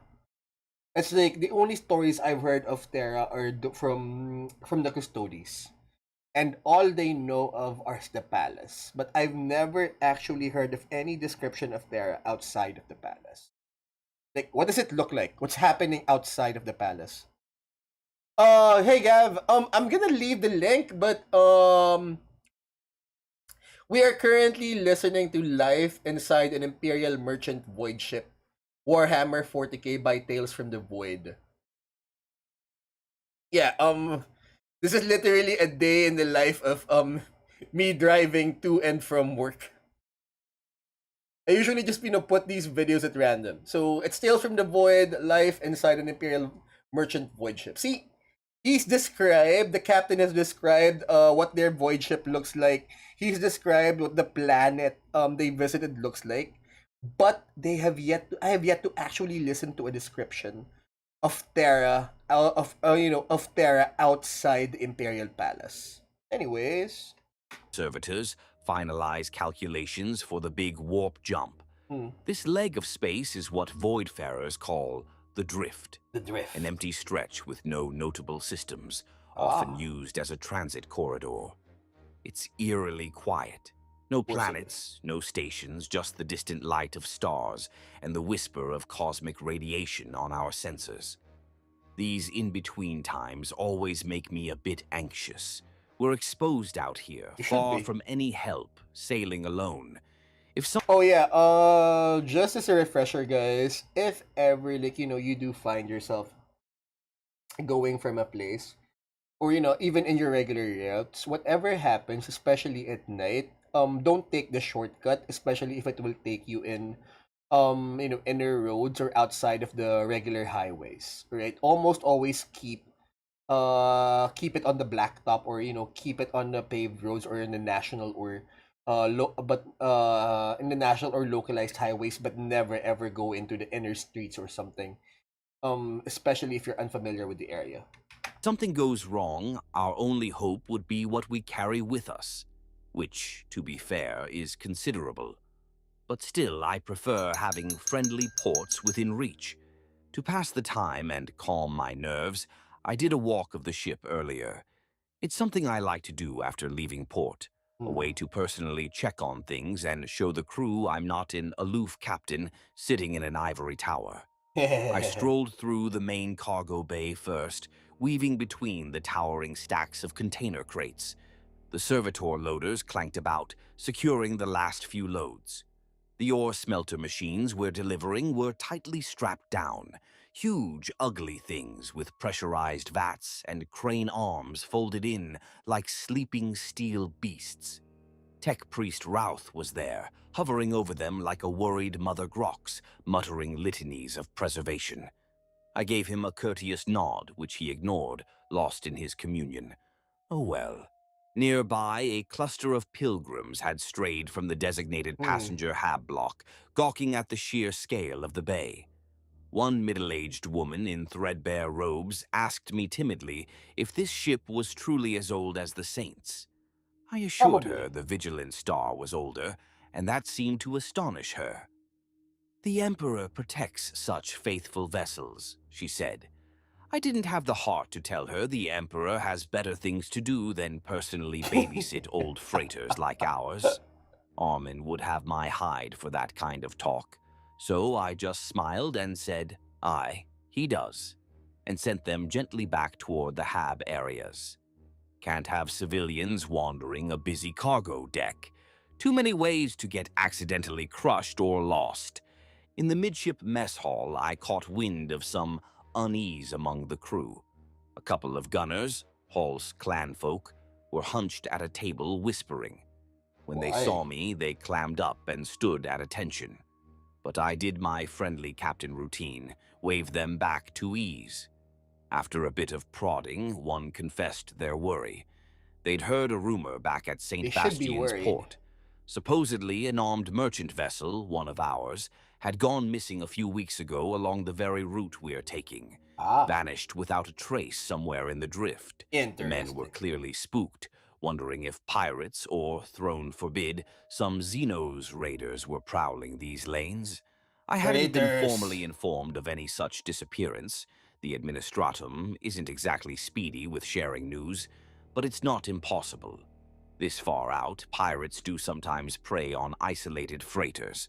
I thanked them for bringing it to my attention and assured them we'd keep our eyes sharp. Internally, I made a note to ask Astropath Edrin if he'd picked up any distress signals lately, and to His have the name is auger Edrin, techs not run Edwin. extra scans. Truth be told, I'm concerned too. The void is too still in this region. Earlier today, our long-range auger pinged something on the edge of detection. A ghost return, faint and fleeting. Could be Ghost nothing. return. Sensor ghosts are common enough. But it could also be a ship running dark. watching us. I've quietly ordered our master-at-arms to ready a contingency. The armsmen are subtly distributing weapons to on-duty teams, just Ah, in case. Rolk has been making more rounds than usual, his presence a reminder to everyone to stay sharp and busy, not to succumb to jittery speculation. I haven't told the passengers any of this. why No should need to they? spark a panic among the pilgrims. They're innocent folk. The thought of void pirates would send them into fits. And the administratum adepts are nervous by default. Hmm. They jump at their own shadows, Emperor bless them. That's Only my interesting. senior Nervous by crew and a default. handful of others know we might not be alone out here. Engineer Dalton took the news stoically. He merely increased the monitoring of engine output in case we need to suddenly power up. Confessor Armin gave me a resolute nod, muttering a prayer for deliverance from the predations of the Void's lawless. Ah. I'm pretty sure he's itching to be able to declare a holy reason to smite some reavers with his shock maul. Oh yes, he carries one beneath those robes for special occasions. A well-rounded priest is our Armin. As dusk cycles, such as it is in artificial lighting, approached on the ship, we went through our Ta-da! usual routine. The Vox carried my voice Ta-da! as I gave the Lining. evening announcements. Our course, estimated time to warp jump, a reminder for everyone to secure loose items and loose bowels, as Rolk jokingly adds, before we translate to the immaterium tomorrow. I also made a subtle all-hands request for report of any unusual sightings or malfunctions, a way to flush out if anyone else has sensed something amiss. Hmm. A few crew have come forward reporting odd noises in the hull, likely just nerves, but I log every report. You learn not to dismiss such things outright. Sometimes the Emperor sends warnings through the smallest of signs, or the warp plays tricks to unhinge us before a storm. So here we float, on the cusp of diving once more into that beautiful, deadly sea of unreality. The ship feels Unreality. restless, or maybe that's me Interesting. projecting. The crew's definitely on edge, even if they try to hide it. I've been through this kind of tension before. It's the waiting that gets you. You start second-guessing every shadow on the auspex, Ta-da! every creak in the hull. Ah, You mutter a half-dozen ah. prayers just stepping through a doorway, wondering if something's lurking on the other side, Wait, as we're if a supposed to be pirate doing could something else. magically appear in our corridor without a ship of their own. Irrational thoughts, but the void does that to you. Hmm. I've triple-checked the status of our defense systems. We're a big, fat merchant, but we're not entirely toothless. Defenseless. Mounted along our flanks are a few macro cannons and 2 old laser batteries, enough to dissuade lighter raiders, but nothing that could go toe-to-toe with a proper warship. Hmm. We also have void shields, albeit civilian-grade ones. They'll shrug off micrometeors and maybe a few lance hits, but they won't hold under sustained fire. Still, it's better than nothing. I said a quiet prayer over the weapons decks earlier, enjoining the machine spirits of war to awaken quickly if called. The gunners were cleaning and checking the cannons with extra care. Even the feuding families put aside their squabble for that duty. Amazing how everyone sobers up when the possibility of real danger looms. With the ship readied as best as can be, there's not much more to do but wait and remain vigilant. The plan is to execute the warp jump tomorrow at 0900 ship time if nothing happens before then.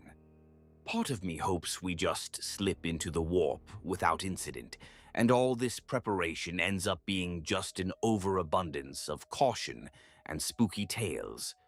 The other part of me, the part that's been around too long to trust in luck, suspects that if trouble were going to find us, it'll find us before we reach the relative safety of warp travel. Either way, I've secured this log, and my thoughts for now. Emperor willing, we won't have any nasty surprises before the jump.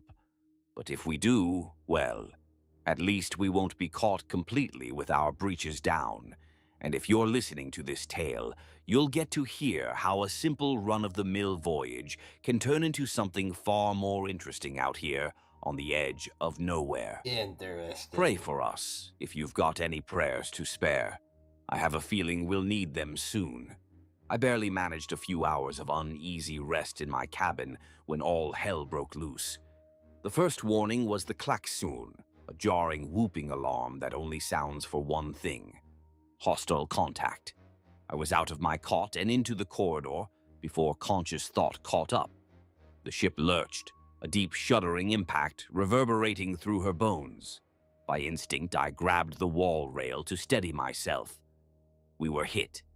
The Vox With unit what? by the hatch crackled to life with Elia's voice. "Captain to the bridge! Captain to the—" It cut off in a burst of static. Not a great sign. I tore down the passage, shouting for nearby crew to get to battle stations. They didn't need my prompting. Drills and survival instinct kicked in. Red emergency lumens flashed along the corridors, painting everything in crimson strobe. The ship groaned again as another impact slammed our shields. I could feel the thrum of our void shields in my teeth, a higher pitch whine that signaled they were under heavy strain. I burst onto the bridge to organized chaos. Servitors chattered machine code as they processed damage reports. Ilia was strapped into the command pulpit, a thin cut across her forehead, bleeding down one cheek, but her voice was ice calm as she relayed orders. "Port shield at 60%, reactor output to full. Now, Already? brace for another volley." She noticed my arrival with palpable relief. I slid into the captain's throne and clipped on the command feed wires. Instantly, a flood of sensorium data and Vox chatter filled my ear. We'd been right. Someone was out here. The auger screen showed a single contact off our port aft, closing fast. An icon flashed hostile red. From the size and energy signature, it looked like a Raider-class vessel, smaller than us but built for speed and combat. It must have been lurking with running lights cold, avoiding detection until it got close enough to pounce. Right. And now here it was, trying to gut us. As if on cue, a new alarm rang out. Impact imminent. The enemy ship spat a volley of laser fire. Our bridge viewports dimmed automatically to a Alright, since we've run out of brown before we refill, we're going with the plan of we're gonna give them a white belt. Like literally, this is what makes the British Grenadier the British Grenadiers. The white thingies. That white belt across their chest. That serves as their holster for the bayonet and other accoutrements. avoid blinding us, as bright Oh yeah, lances something interesting, right? We usually use acrylics, mini acrylics, but for like a ton of the stuff we do, I've been using some of my mom's old stuff, and guess what? I mean, some of these things date back for like a decade now during the no, no, not even a decade. It's been like less than like 10 years since the pandemic, but I've been using some of her old stuff, and it actually works. So yeah. streaked across the void. A trio of impacts hammered our port side. The deck beneath my feet trembled violently. "Return fire! Starboard batteries! Target that predator!" I barked. Through the deck plating, I felt the muffled thump-thump of our macro cannons answering. Hollis's voice, bless her at her post despite the chaos, rang out from a console. "Hull breach on deck 22, compartments 5 through 7, bulkheads sealed, fire reported in the secondary cargo bay." Yeah. Damn, that was near some of the pilgrims' quarters. I Action. prayed those bulkheads closed in time. No time to dwell, I had to focus. The next minutes blurred into a cacophony of orders and jolts. We traded fire with the raider. Our gunners managed a glancing hit that lit up their shields in a blue flare. A ragged cheer went up on the bridge at that, quickly stifled as the enemy swung around for another pass. They were faster and more maneuverable. Our void ship handles like a pregnant grox, and the enemy captain was exploiting it, circling us like a Fenrisian wolf nipping at a lumbering beast. Elia directed a spread of torpedoes from our aft tubes, but the raider cut through them with point defense fire in dazzling bursts of light. A harsh, buzzing noise filled the Vox channel, the enemy hailing us, or rather spewing profanity and demands. A distorted voice snarled through the speakers. Imperial freighter, power down and prepare to be boarded or be destroyed. Kiss my No ass. mercy if you resist. Lovely. Pirates for sure, and arrogant ones. They had to know we'd fight regardless.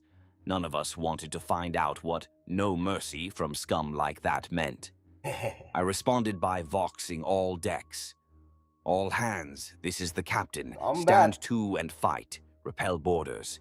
In the Emperor's name and by the blood of our home, we will not surrender. A roar of affirmation echoed back through various Vox pickups. Fear was there, yes, but also determination. As I cut the channel, Ilya gave me a firm nod, a bit of pride in her eyes, despite the situation. Our resolve would soon be tested. The raider closed in, weathering another salvo from our guns. Then came a gut-wrenching scraping sound reverberating along the hull, a sound Ew. no void ship master ever wants to hear. "They've latched on, port-side midships," shouted one of the sensorium adepts. A boarding claw, most likely, or multiple. The enemy was reeling us in like a catch. "Master-at-arms, respond!" I called into the Vox. Ha. Dearn's steady voice came back amidst Then. distant gunfire noise. "Boarders in sections 12 and 13, port deck. We're engaging." So it begins, I thought. I ordered security-picked feeds up on a side screen. Grainy images flickered from corridor cams, armored figures forcing their way through smoking breaches in our hull. They wore patchwork void suits daubed That's the reason why the moment I invest in Kill Team, I'm gonna get the Navy breaching team. with red and black markings. Definitely not Navy. Some looked human enough. Others were hulking silhouettes that might have been augmetic brutes, or perhaps mutants. Lost gun flashes crisscrossed the screen as our armsmen met them at choke points. The next few moments tested the crew to their core. I split my attention between directing the macro cannons to put a few more holes in our unwelcome guest and coordinating internal defense. The bridge rattled with each exchange of fire. At one point, a console exploded behind us, spraying sparks. A junior officer crumpled with a scream. Engineer Dalton's voice droned calmly over a different channel, reporting that he was rerouting power to keep the void shields up a bit longer. Good man. One of the boarding teams made it as far as the main passage outside the aft pilgrim habs. Through a picked feed, I watched in horror as half a dozen pirates stormed into a knot of cowering passengers, robed pilgrims shrieking and scattering. Before I could react, a robed figure interposed himself. Confessor Armin, flanked by two burly armsmen. I saw Armin raise high a gilded Aquila symbol and heard faintly through the Vox pickup, his voice booming. "You dare profane this holy vessel with your presence? Feel the Emperor's wrath, Yeah. blasphemers!" He and the armsmen charged forward to meet the pirates head-on. One boarder swung a chainsword, only to have Armin parry it with his shock maul. Ah, he did bring it out. He delivered a righteous blow to the assailant's helmet, sending the man sprawling. The armsmen opened fire point blank, shotguns roaring in the confined space. Two pirates went down, messy. The rest fell back momentarily. I admit I let out a whoop. Seeing a priest of all people lay into pirates like an avenging angel was something to behold. But the enemy wasn't deterred for long. Another wave was cutting through into a lower engineering deck. Ralk's voice came over the Vox next, punctuated by what sounded like his neural whip crackling. "Portside Engineerium, access breached. We're holding, but they've got damned heavy weapons." A thunderous boom cut him off. The feed from that area showed a cloud of smoke and silhouettes, grappling in brutal melee. Ralk himself waded into a cluster of boarders, whip flaring and a heavy spanner in his offhand, swinging like a war mace. Even through dull, picked quality, I could see pirates reeling from his onslaught. A massive brute of an enemy, easily 8 feet tall, likely drugged to the gills, lunged at him. They crashed together out of frame. My stomach tightened. Ralk was tough as they come, but Emperor help him, that thing was monstrous. I snapped back to macro-scale concerns as Ilya cursed. The enemy ship was still firmly attached, limiting our maneuver and hammering us with point-blank shots. Our port void shields finally collapsed with a flash. The next lance strike bit straight into our hull. Yeah. Lights flickered as power fluctuated. "Hull breaches on decks 14 through 16, port quarter," someone yelled. More red runes lit up on my display.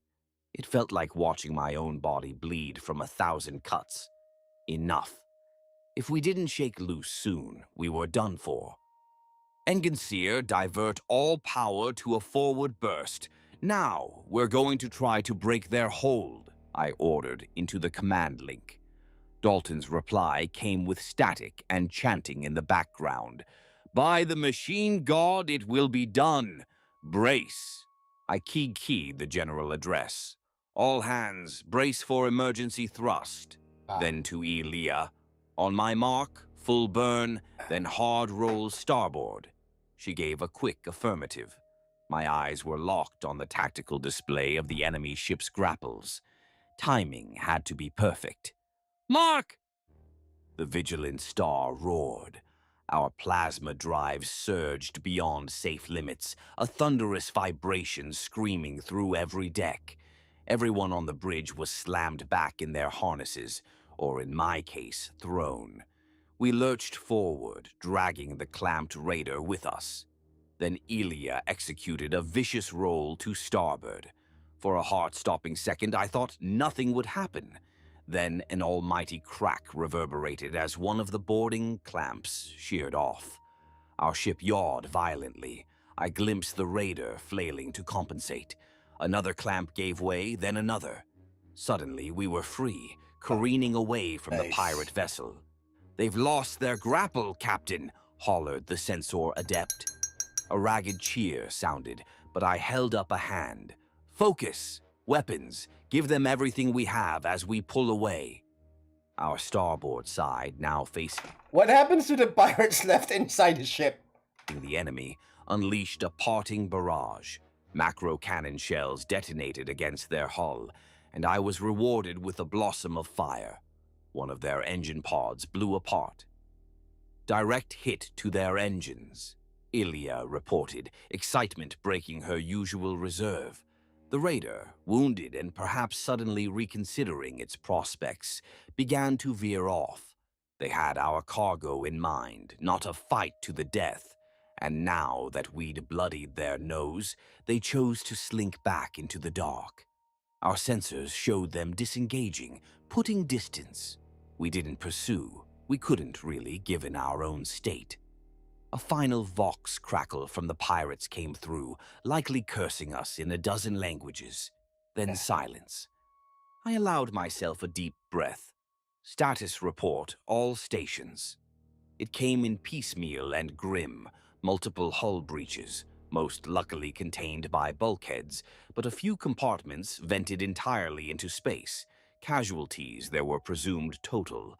Fires in 2 sections, quickly being handled by servitor crews, several weapon systems offline. And worst of all, our warp drive timing mechanisms were knocked askew by the power surge. We could still jump, but calculations were now in disarray and would have to be redone. The navigator's sanctum, if we had a navigator, would be furious. In our case, the Lex Mechanics and Edrin would need time to recalc. Time we might not have if that raider comes back with friends. My crew on the ground fared adequately. We may have to switch brushes now, He came something on the softer. box, coughing, declaring the enginarium safe and one ugly bastard of a boarder beaten to pulp. I could hear cheers behind him as he spoke, which brought a smile to my face. Armin was already tending to wounded and leading prayers of thanks. We lost some good people, though. Dern, our master-at-arms, Hmm. caught a slug to the neck in the melee. He died on the spot by the Medicay's account. I closed my eyes at that. Emperor grant him peace. Dern had been Mercy. with me since my first command. I'd have to mourn later, but it hit hard. Also among the fallen were a dozen armsmen, a handful of ratings, and Emperor curse it, at least 20 or 30 passengers, Oh. mostly pilgrims, who got caught in crossfires or depressurized bays. A bloody night's work. We patched what we could, sealing the breaches and scraping what was left of the borders We're out the shaking airlocks. steel. The Okay. threat, for now, had passed. The bridge was still a flurry of activity, but an undercurrent of relief was palpable. We'd survived a pirate ambush that by rights could have killed us all, or left us as helpless cargo for By the way, slavery. you're not supposed to do it. It's just that I don't want to walk back all the way across the room for the shaker. Because one professional painter, he had to get surgery in his back because what he would do is that instead of getting that shaker where when you press this thing and says grrr, um he would just shake it his stuff vigorously, and he ended up needing surgery for his back or something. Markets. Elia slumped back in the command pulpit, adrenaline fading, exhaustion seeping in. I realized my hands were trembling, from rage or fear or both, and forced myself to steady them. The vigilant star was wounded but alive, and so Uh-huh. were we. I wanted to pursue that raider, to make sure the scum never hurt anyone again, but that was anger talking. We had neither the Needed to be a speed nor the captain. firepower for vengeance.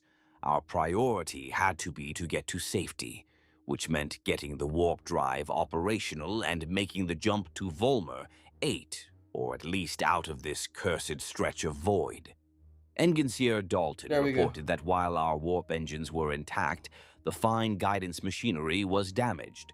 His adepts and the visiting Magos Routh, who weathered the fight just fine, holed up in the enginarium chanting prayers, I can't tell if he was brave or just singularly focused, were working on recalibrating it. Edrin, our astropath, emerged wanly from his chambers to inform me he'd sensed the violence and sent a brief distress call into the void during the battle. Whether any Imperial ear would catch it was another matter. Astropathic cries in wartime or these remote reaches often go unanswered. Still, it was something. With the immediate crisis over, a somber mood settled. The crew moved through debris-filled halls, collecting bodies and aiding the injured.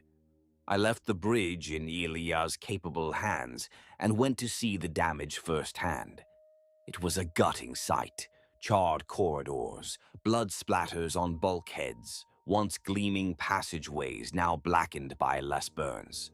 We gathered survivors in the Medicae deck. Sala and her medics were already overwhelmed, patching up burns, lacerations, and ugly gunshot wounds. The pilgrims who survived huddled together, praying softly. When I walked among them, many recoiled in fear or bent their heads reverently, as if I were some avenging angel. Yeah. No, I wanted to tell them, just a man trying to keep them alive.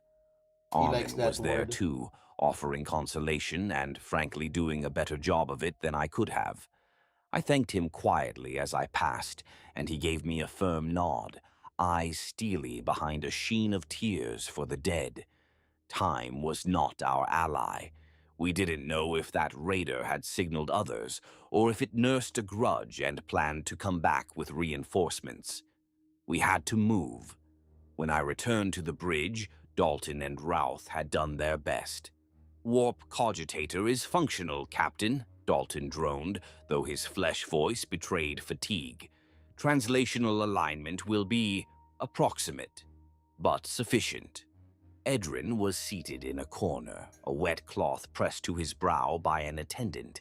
Sending that distress call must have cost him. He looked up at me and rasped, "I hear." Whispers of warp turbulence ahead, but nothing we can't push through. We should leave this place. He was right, and so I gave the order. Make the jump. Normally, we'd wait, run all the calculations thrice, perform the ceremonial litany of translation with full pomp. Not today. A quick prayer for protection had to suffice. Everyone strapped in wherever they were. Wounded tied down on Medicaid beds, engineers locking their tools in place. Over the ship-wide Vox, I invoked the Emperor's blessing and the Omnissiah's favor, then commanded the warp engines to engage. With a deep, stomach-twisting lurch, the Vigilant Star tore a hole into the fabric of reality. The Geller field generators hummed to life, encasing us in the Emperor's light. We hoped. The familiar nausea washed over me as the view screens flared and went dark. Outside was now nothing that sane eyes should witness. We were in the immaterium once more, our wounded ship plunging into the sea of souls to escape mortal danger. Little did I know we had escaped one danger only to headlong into another. Huh. In our haste and Damage. desperation, we'd leapt into the warp battered and unsteady. And the warp has a way of sensing weakness, of exploiting any crack in our defenses, literal or spiritual.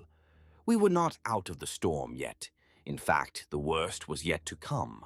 At first, the warp seemed mercifully calm, or as calm as that roiling nightmare realm ever gets.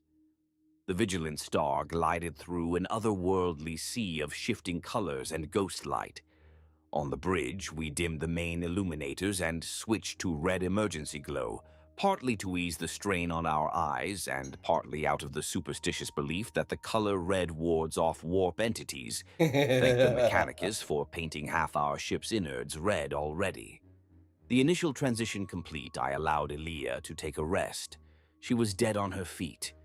I remained on the throne, piping in damage reports and status updates, trying to get a handle on our condition.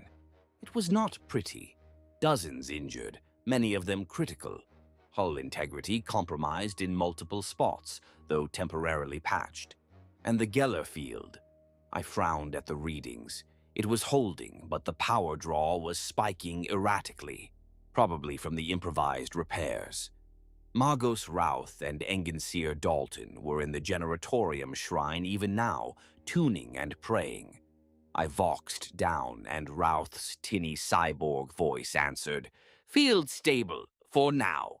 Minor fluctuations. We are compensating."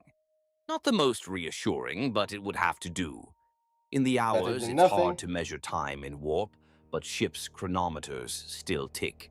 That followed. Most of the crew stayed at high alert, partly out of necessity repairing damage, partly out of sheer nerves. Confessor Armin led rotating prayer circles, the rhythmic chanting of the litany against the warp echoing through the Vox speakers on all decks. I believe it helped. It gave frightened minds something to focus on.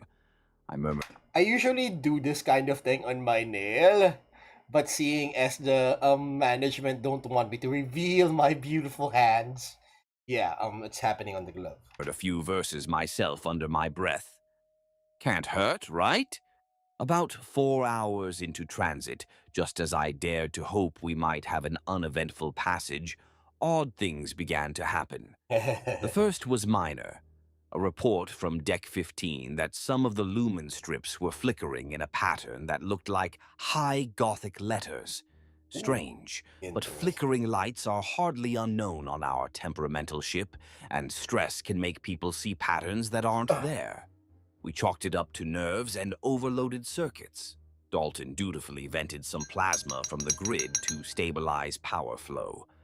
Next came an unsettling one. A junior sensor tech swore he saw something on the auger, deep in the warp's currents, a silhouette trailing us. "Like a ship, but not a ship," he whispered, clearly terrified. When I checked myself, there was nothing but warp static on the scopes. I ordered him to take a break. He was shaking.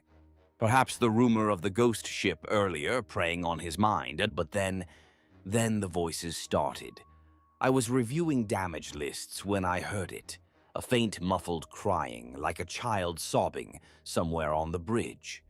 Ilya heard it too. Her eyes darted around, seeking the source. There were no children on the bridge, of course. One of the adepts crossed himself and began reciting the Emperor's creed in a panicked monotone. The sobbing grew louder for a moment, then abruptly stopped.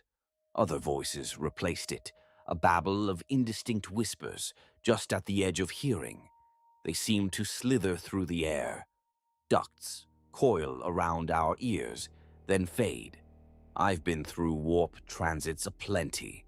Unsettling sounds are not unheard of, but this felt targeted, purposeful. I tasted copper on my tongue. The air recyclers struggling? Or just fear? I voxed the confessor. Armin, do you sense anything amiss? He responded immediately, Well, voice there, tight. voice. The air is thick with malefic presence, Captain. We must be vigilant. We are redoubling our prayers. Not 5 minutes later, a panicked shout rang over the Vox from one of the lower decks. Incoherent yelling about something crawling on the ceiling. Then gunshots. Ralk, ever reliable despite his own injuries, took a fire team to investigate. They found nothing but a petrified rating who insisted a shadow with claws was stalking him. We posted a guard with him anyway. The Geller field began to fluctuate more noticeably. In the No. generatorium, Dalton chanted binary faster and louder, pouring sacred oils into the sparking conduits. Tech priest Routh even broke his silence with a bellowed canticle. The fluctuations eased. Disaster averted. I mean, If it's got to be terrifying that, Martian priests suddenly started vocalizing their fears, started praying out in the open. Like, you should be afraid. The machine is afraid, and you should be too. only. I was about to order a reduction in warp translation speed, thinking perhaps a slower, steadier course might ease the strain, when the real No. trouble began. A horrific screech reverberated throughout the ship. It wasn't metal strain or feedback. It sounded alive, an angry, inhuman wail that set every nerve on edge. The whole vigilant star shuddered as if something had clawed at us from the outside. Maybe it had. Deck 7 reported an explosion. No, an implosion of one of the observation bay viewports. Those are triple sealed, reinforced. The crewman on duty there disappeared. All they found was his tether harness, as if some force plucked him out through a pinhole into the warp. Spirits, protect us. I commanded all remaining viewport shutters sealed and locked. The void outside was no longer just outside. It was trying to come in. Suddenly, a terrified scream cut through the Vox net. I recognized the voice. It was Quartermaster Hollis, normally stoic to a fault. No, no, no, Emperor, save us. She was babbling. I tried to raise her to get clarity, but only incoherent gasps and something about his eyes, oh, throne, his eyes. That was chilling. Hollis was overseeing ration distribution to some survivors in an assembly hall on Deck 9. I dispatched Ralk there on the double. By now, the phenomenon was widespread. Reports flooded in, men speaking in tongues, an entire work gang in the aft hold found unconscious, with expressions of blissful euphoria. Slanesh's temptations, perhaps, and a gun turret turning and firing on empty corridors on its own. On Deck 4, some swore they saw the dead walking, fallen crewmen from the pirate attack, stumbling along with vacant eyes, only to vanish when challenged. Through all this, Armin's voice echoed prayer after prayer, trying to steal hearts. Fear not the shadows of the warp, for the Emperor is our light. I heard him over the din as I marched with a small cadre of armsmen toward Deck 9 to see what happened with Hollis. I had to leave the bridge. Ilya protested, but I needed to lead from the front, and frankly, I didn't trust anyone else to keep a cool head confronting whatever this was. I left her with the helm and a reassuring squeeze on her shoulder, and a bolt pistol just in case something decided to appear up there. Mm. We moved through corridors that felt like a nightmare come to life. The ship's architecture was the same, yet shadows pooled strangely at the edges of our vision. The red emergency lights cast dancing hues that almost formed faces if you stared too long. Twice, my entourage, 4 armsmen and I, spun around, thinking we saw someone following. Nothing. Just a scuttling servo skull clattering to the deck, as if swatted by an invisible hand. The armsmen were whispering Emperor's protections under their breaths. My heart pounded, but I kept my stride measured. Captain's duty, show no fear, even if you feel it gnawing at your gut. We found Hollis in the assembly hall doorway. Like that small scream. Ah! Ah! I'm not sure if some of you guys have experienced life-threatening violence, but as a kid, I remember reading something. He said, every time, if ever you guys, get yourself in a situation, which I hope not, where you will encounter life-threatening violence. As a kid, this phrase always helped me. I read it from somewhere. I can't remember where I read it, but it always helped me during that particular time. That if ever you're afraid, just act like you're not, and no one will ever know the difference, right? The only time it failed me was during a knife fight. Well, I was trying to prevent a knife fight, or anyways, there was a knife fight. I was involved. And after the knife fight, when the whole thing was over, one of my friends looked at me, dude, because there was a lot of rolling around, and I remember holding on to some of the guys. Dude, you were totally afraid, were you? Because apparently, you said nalalamig ka. I could feel your temperature drop. That's what he told me right after the fight, because we ended up back to back together at a certain point. And he said, dude, you were really scared, were you? Because I could feel your temperature drop. Nilalamig ka. That's what he said. He literally felt so. As long as no one touches you, as long as you keep composure and no one touches you, no one will ever know the difference. Because as a kid, up until that knife fight, like, people couldn't tell. But, the moment, we made contact and he felt my temperature drop during that fight, he knew I was afraid. Anyways, let's keep on going. So just, what, if ever you find yourself in a situation, just act as if you're not. No one will ever know the difference, unless of course they touch you or they make contact with you and they feel your temperature drop, your body temperature drop by a few degrees. I can't forget that. Baby's first knife fight. She was alive, but, Emperor have mercy, she was curled in a ball, shaking violently, Oh, eyes wide and unfocused. I knelt and gently touched her shoulder. She shrieked and clawed at me until recognition slowly dawned in her eyes. oh, Captain, she whimpered. the He, captain. it wasn't him. Oh, throne. I managed to get her to breathe and point inside. Stepping over spilled ration crates, we entered the hall.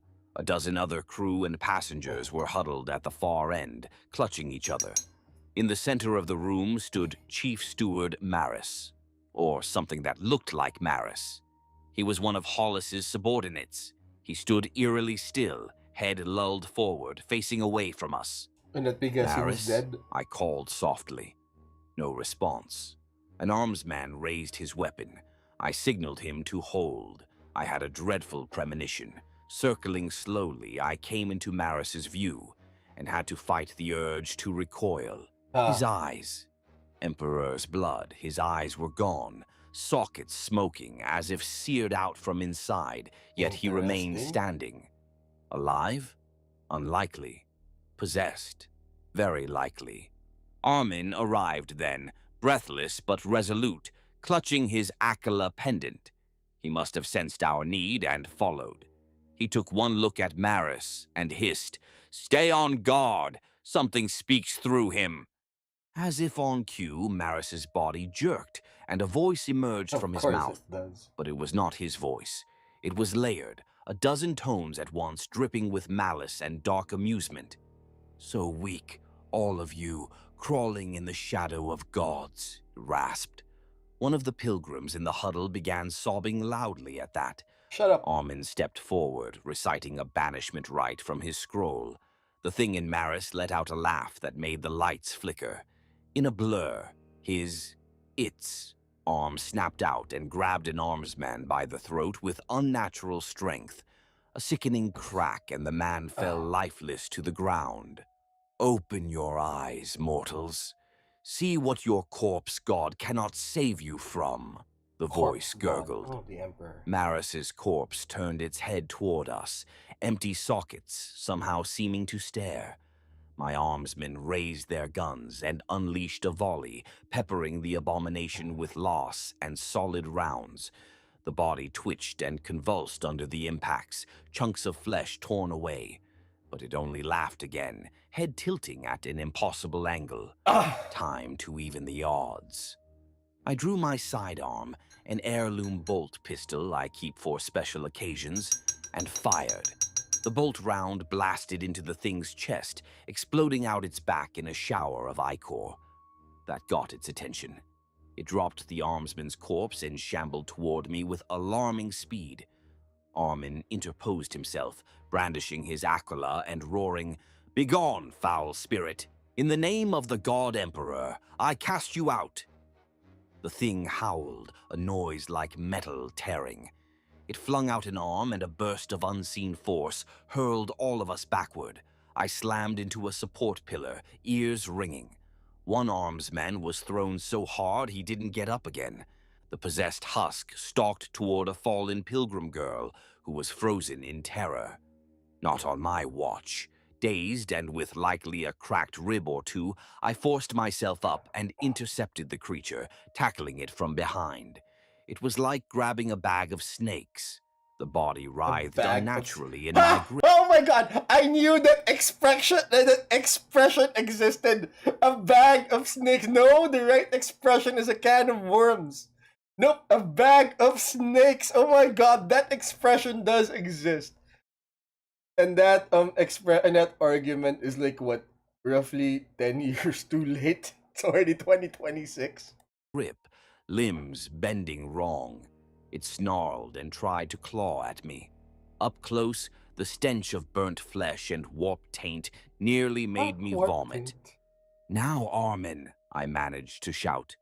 The confessor, unyielding, began a booming chant of exorcism, stepping closer, his rosarius gleaming with a pure white light. The thing that was Maris screeched and thrashed. My armsmen regained their wits enough to pour more lasfire in, blasting chunks off it.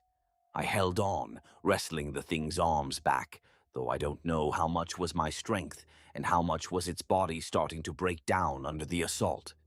With a final invocation of the Emperor's name, Armin pressed the aquila to Maris's forehead, or what remained of it.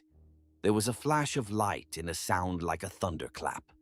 The body in my arms stiffened, then collapsed like a puppet with its strings cut. A noxious vapor belched from the empty eye sockets, coiling upward and dissipating with an angry hiss. And just like that, it was over. I scrambled away from the corpse, shaking and panting. Armin helped me to my feet. "Is it gone?" I asked. He nodded warily. "Banished, for now. The Emperor protected." We both knew better than to relax completely. Where there's one warp entity, more may follow. We'd likely just defeated a lesser manifestation. If a stronger one came, well, the Emperor protected indeed. The others in the hall were safe, though terrified out of their wits. Hollis had fainted, but she was breathing. We secured the remains of Maris. What was left had begun to liquefy into a tarry sludge, a common aftermath of possession, under a tarpaulin, and Armin anointed the area with holy water from his flask. He was visibly exhausted, but there was fire in his eyes. "We must regroup with others. These incidents may be linked." As if on cue, my Starting to bag. There's probably sweat inside these gloves now. But Vox speed crackled, anyways. Dalton's monotone but with an edge of alarm. Captain, Geller field integrity at 45% and falling. We have a serious problem. Emperor preserve us. That was the last thing I wanted to hear. I replied, Understood. Do whatever it takes to keep it up. We're on our way. I left a couple of armsmen to watch over the survivors in the hall and took Hollis, who had come around, though shaky, and Armin with me. We raced toward the generatorium. En route, we passed scenes of chaos, two ratings restraining a third who was convulsing and frothing. Warp seizure, perhaps. A maintenance servitor endlessly bashing its head against a bulkhead, denting it, until Armin smashed it apart with his maul. The barriers between reality and nightmare were thinning, and we all knew it.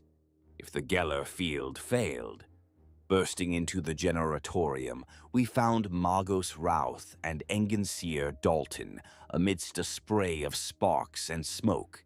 The Geller field pylons, great golden devices inscribed with wards, were oscillating dangerously. We're losing containment, Dalton shouted over the din, his mechanized voice unusually emotional. The Empyreanic pulse is... A loud crack interrupted him as one of the secondary emitter coils blew out in a shower of electrical discharge. Roth let out a digital shriek as a stray arc caught him, sending him reeling, half his robe on fire. He collapsed, twitching, his augmetics smoking. Dalton rushed to his side, tendrils whirring, but the Magos was still. I'm not sure if he was dead or just offline, but either way, he was out of the fight. So that's what you call it, offline. Alright. Not unconscious, just offline. Alright, got it. I looked at the central console, red runes flashing everywhere. The field was down to 30% coverage and dropping. Already an eerie glow suffused the far end of the chamber as unreality bled in. Unreality. I saw ghostly forms flickering there, twisted faces that vanished when looked at directly. We had maybe seconds before a total collapse. "Can you stabilize it?" I shouted. Dalton's normally impassive face actually showed strain, blood or oil dripping from a cut on his temple. "Not from here. Manual realignment of the pylons. Someone must reset the breaker fuses on the far conduits." He pointed a metal finger toward a catwalk that ran above the roaring plasma conduits feeding the Geller projectors. Of course, it had to be somewhere dangerous. Armin and I exchanged a glance. Without hesitation, we both moved. "I'll go," I said. "You recite whatever litanies might help, Engenseer." I scrambled up a ladder to the catwalk, the metal vibrating with the thrum of tortured machinery. Below me, the plasma conduit glowed a furious blue, like a caged sun. I could feel the warp pressing in, a weight on my mind, a sense of being watched by vast, malevolent eyes. Indeed, something was watching. At the end of the catwalk, near the breaker panel, a shape coalesced.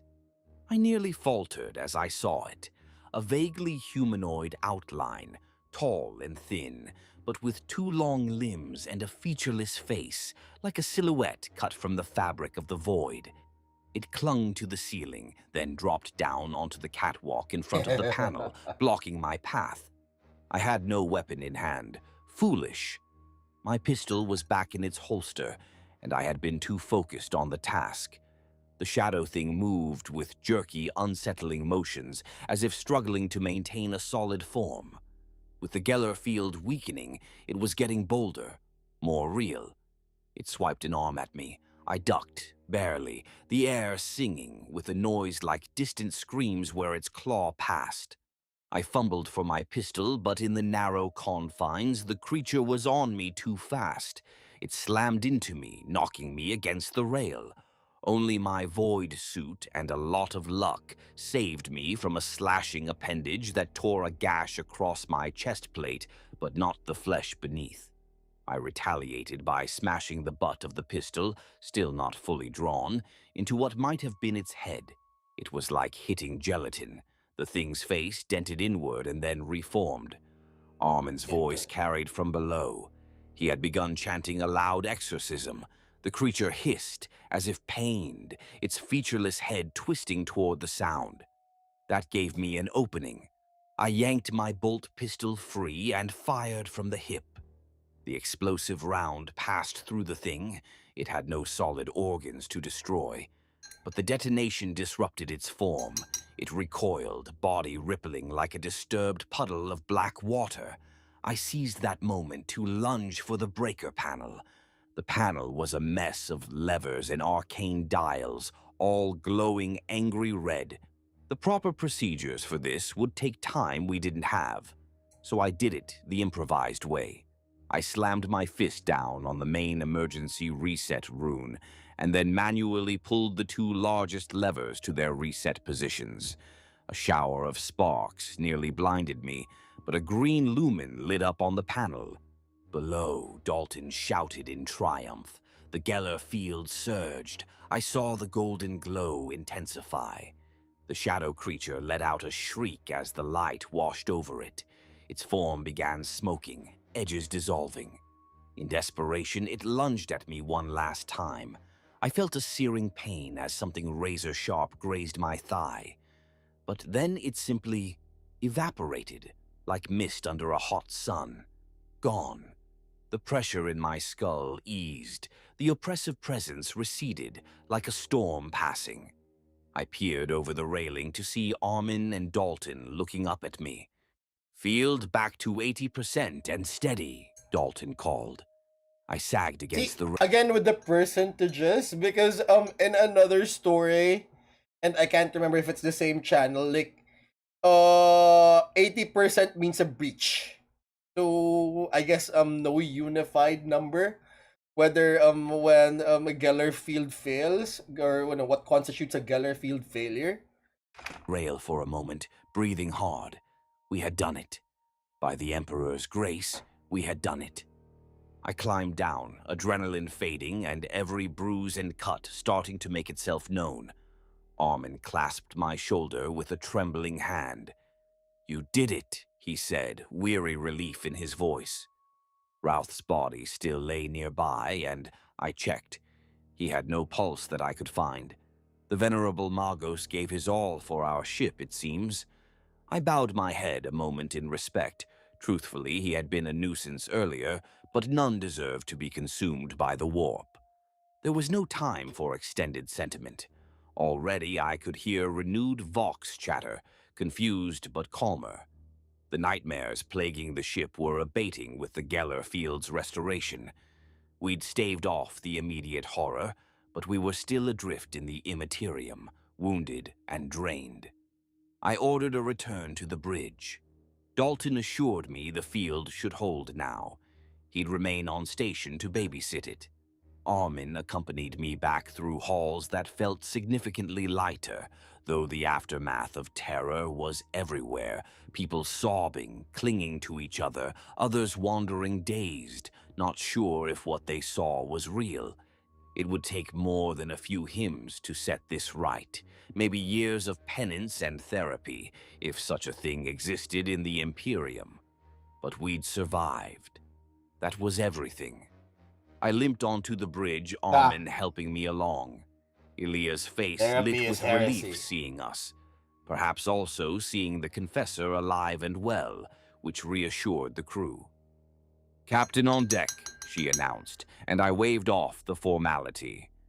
"Status?" I asked as I sank into the command chair, and not solely for dramatic effect. My leg was bleeding where that shadow had nicked me. She gave a summary. "The worst appears to have passed. Geller Field Stable. We suffered additional casualties during the incident. Some crew lost to madness or accidents, and a few simply gone, likely taken by warp phenomena like the poor soul on Ah, Deck 7. But the rest are holding on. We were faced with a choice now. Continue through the warp to our destination in this state, or attempt to drop out into real space to recover and reassess. Under normal circumstances, you never want to exit the warp in an unknown location. You could end up literally anywhere, or inside something solid if unlucky.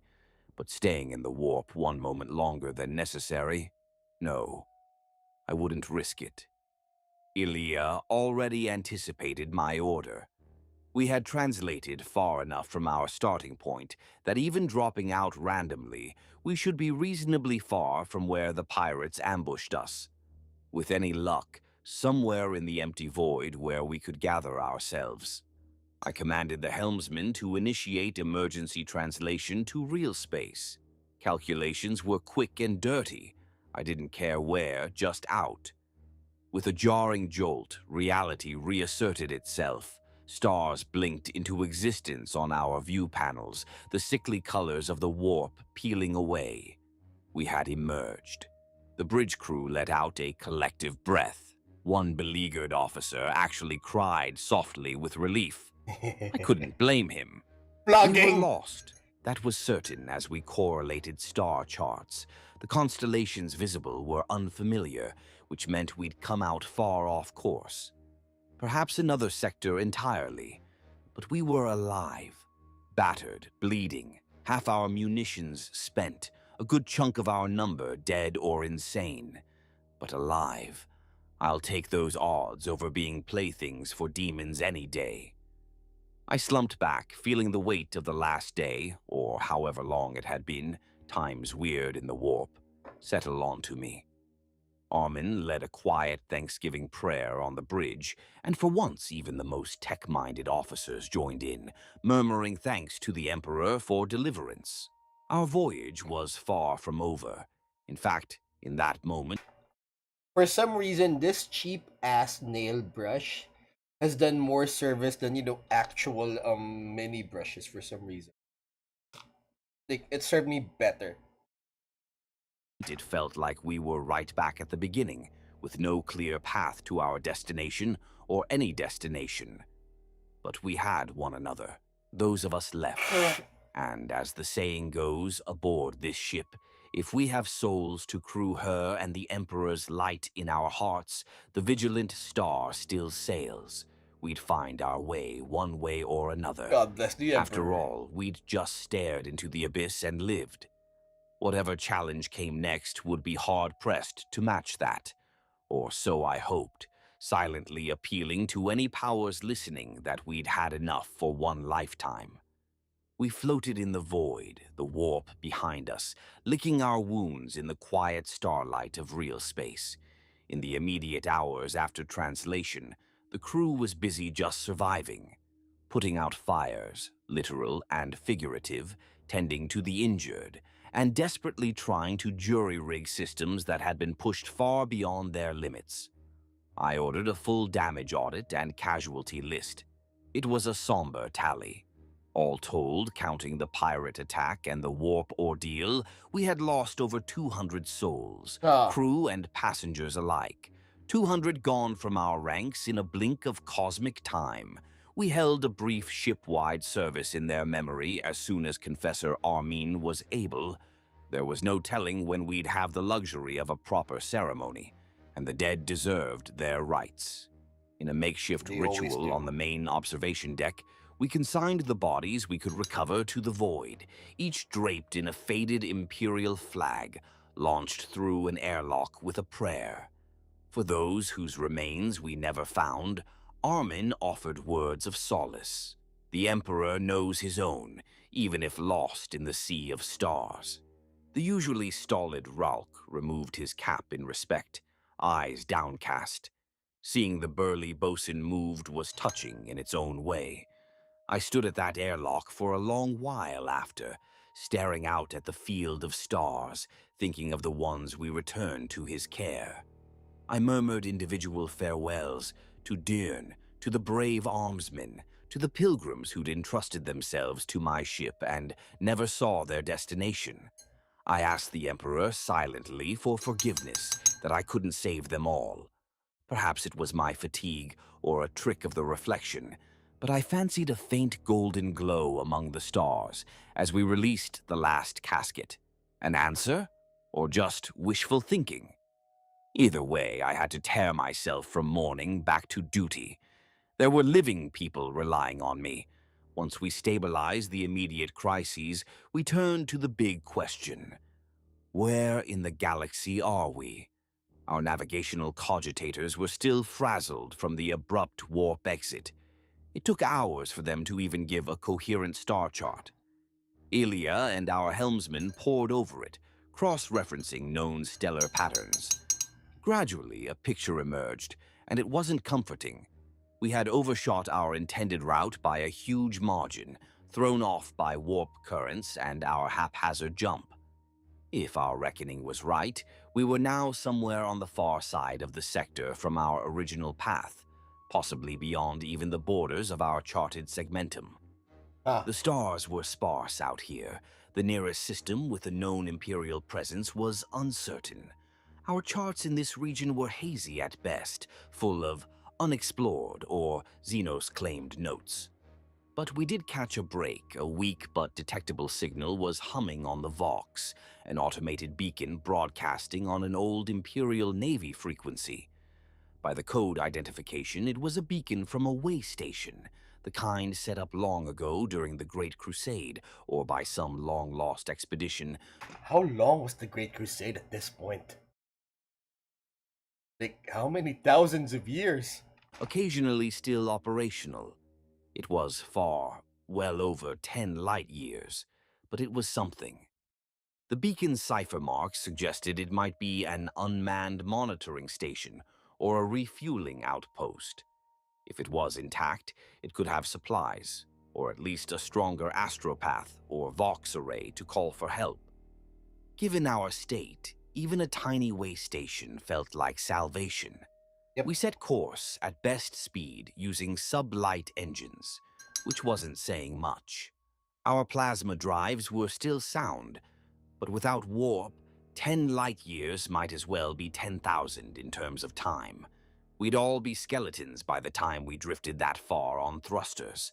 No, we'd have to risk another warp jump. A short one, very short, calculated meticulously by Dalton and what remained of our navigator adepts. The Geller field was working again, but I wasn't eager to trust it for long. One jump, a quick hop to get us in range of that station. Then no more warp for a good long while, Emperor willing. We spent a day repairing and preparing. The crew was exhausted and shaken, but an odd determination had taken hold. Word had spread through every deck of how we'd fought off not just pirates, but the warp itself. I could sense a steely pride creeping in alongside the fear. The void had tried to break us, and we were still here. Scared, yes. Scarred, certainly. But alive and together. In the mess, I overheard a rating say, "If that couldn't kill us, what can?" Followed by nervous laughter. Gallows humor, perhaps, but it told me the crew's spirit wasn't broken yet. If anything, adversity had welded many of them closer. On the morning of the second day real space, according to our chronometers, we gathered enough confidence to attempt the warp hop to the beacon. Edrin, pale but Alright, just as an update, we have finally finished off the belts. And now it's time to move downward. It's time to move downwards to the lower half of the minis. So yeah. Anyways, upright, assured me from his sanctum that he sensed a calmer warp ahead. How much of that was truth versus his desire to keep us calm, I'll never know. We ran multiple simulations.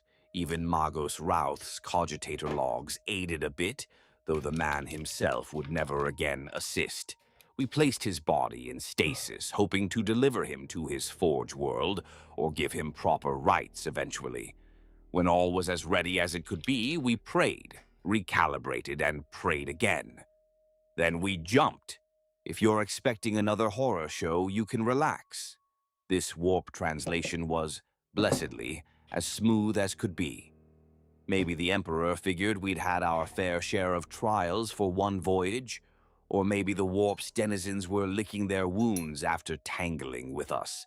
Either way, we sailed that short span without incident, Mm. dropping back to real space within a stone's throw, cosmically speaking, of the source of the beacon. What we found was an old Imperial way station, all right, a small, ancient orbital platform around a dead moon. It was largely derelict, power output minimal, but Ah. the beacon was functioning, and we discovered a short-range Ah. Vox transmitter too. No humans on board. If there ever were, they'd abandoned it ages past. But to our delight, the station's stores held sealed rations and, critically, spare parts compatible with our systems. Emperor be praised for standard template constructs. Even 10,000-year-old gear can sometimes fit new ships. We docked carefully, sent a team over in void suits to secure the station. It was eerie, drifting through dusty corridors that hadn't seen visitors in centuries. But everything was quiet, stable.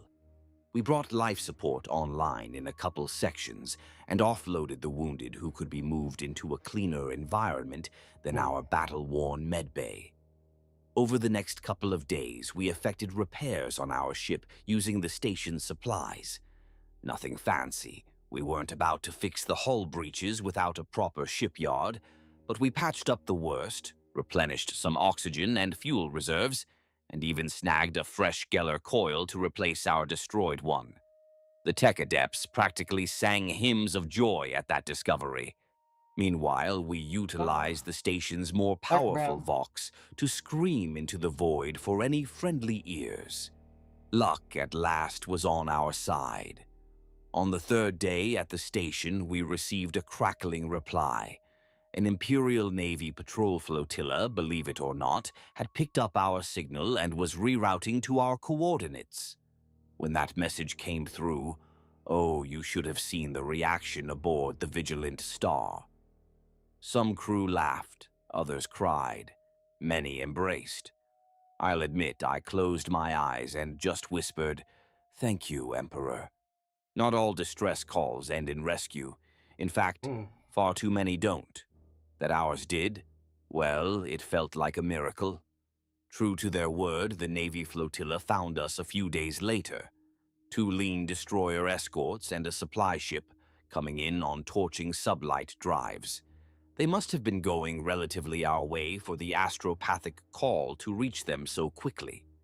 When the August cruiser Righteous Fury hailed us, the young lieutenant on the other end sounded impressed and slightly incredulous that a lone merchantman had fended off what we did.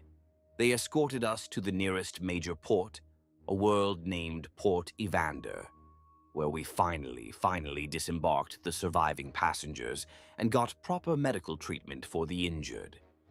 Port Evander wasn't even on our original route, but it may as well have been holy terror to us. That's how welcome its bustle of civilization felt. The Adeptus Mechanicus there took in Magos Routh's remains with great care and some surprise. Apparently that Forge world thought him long lost. The pilgrims said tearful farewells, each thanking us in turn. One even tried to give me a worn little devotional icon as a token. I told her to keep it, to remember those who didn't make it. Armin offered to take them under his wing until they could arrange passage onward. Many of them treated him as their savior. I suspect he'll have a cadre of devoted followers for quite some time. As for my crew, I gave everyone a full week planetside leave once things Nice. settled. They earned it and more. Some went carousing, or as much as their meager pay allowed. Others rented hab units just to sleep under a sky for a few nights. A number visited the great cathedral on the port world to give thanks. I went with them once, lighting a candle for each member of our family we'd lost. Even Enginseer Dalton Ta-da! accompanied us to Dark the brown. cathedral's annex, though I think he spent most of the time examining the sacred generatoria in the basement. Mm. In the aftermath, there were debriefings with officials, of course. A naval intelligence officer grilled me over every detail of the pirate attack and our warp encounter. He seemed particularly concerned about potential corruption, whether any warp taint lingered in my crew. Warp We thing. underwent purity scans and checks, which was to be expected. I wasn't offended. In fact, I insisted on thorough screenings myself. The last thing I wanted was to carry some warp stowaway unawares. But all came out clean, shaken, and traumatized, yes, but fundamentally still loyal, Emperor-fearing men and women. The officer begrudgingly conceded we did well to survive at all. I took that as high praise. Eventually, the administratum scribes sorted out where we were and where we needed to go.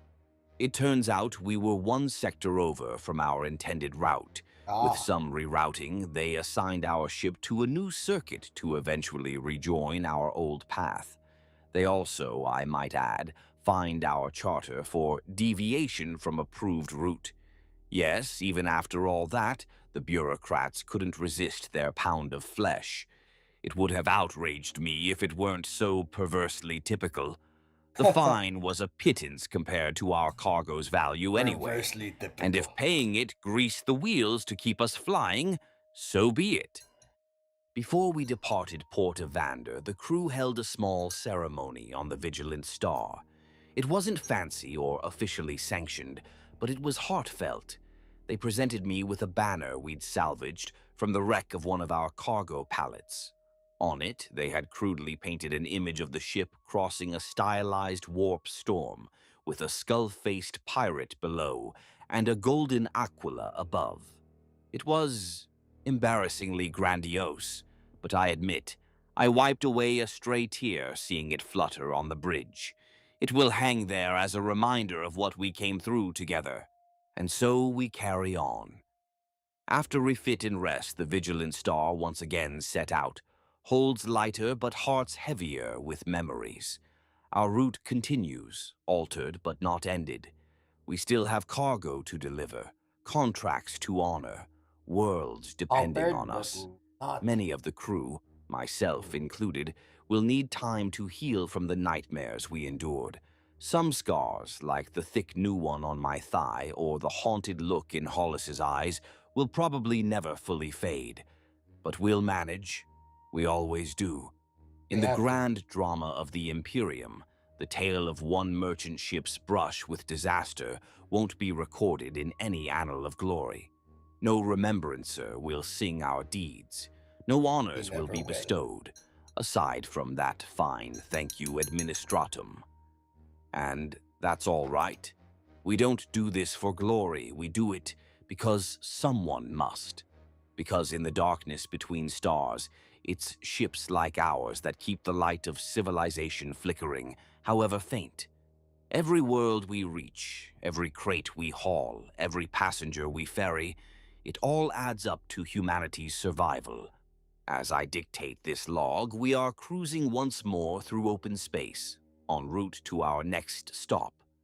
The void outside is as cold and indifferent as ever, but inside this ship there's warmth, the camaraderie forged in adversity, the quiet faith that we'll see another sunrise on another world. Ralk is back to drilling the crew, with perhaps a bit more gentleness than before, if you can believe it. Elia is already fussing over charts, determined that we make up lost time. We won't, but let her dream.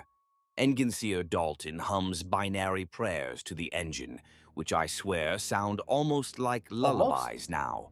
And Armin? He's teaching a few of the pilgrims who chose to stay on how to assist in the ship's chapel. Their voices in hymn can be Ah, heard through the bulkheads every ship morning. It's strangely soothing. I take a deep breath of recycled air and taste a hint of incense and oil. It's the smell of life continuing. We've been through hell and came out the other side sailing. The Imperial Navy might guard the Imperium's borders. The Astar Tess might fight its wars. But in between, it falls to simple, stubborn souls like us to keep the lights on. We will continue our route, come what may, for as long as this ship holds together and maybe a little longer. That's life on an Imperial merchant ship. Unglamorous, unacknowledged, but absolutely unyielding. And I wouldn't trade it for anything. If you ever find yourself gazing up at the night sky and spotting a slow-moving star overhead, spare a thought for the crew aboard. We might just be that speck of light carrying hope and perhaps a few tons of ammunition or grain across the void. We'll raise a tin cup of recaf in your honor and keep on going. After all, there's a lot of space out there, and Emperor knows a lot of work to be done. The first thing I noticed about Kata. Anyways, you guys, that was the story of the life inside an Imperial merchant void ship from Tales of the Void. And I guess YouTube is now convinced that I'm a real boy. I'll see you guys on Friday. We'll be playing Arkham Asylum because we're taking a break from our Blue Archive.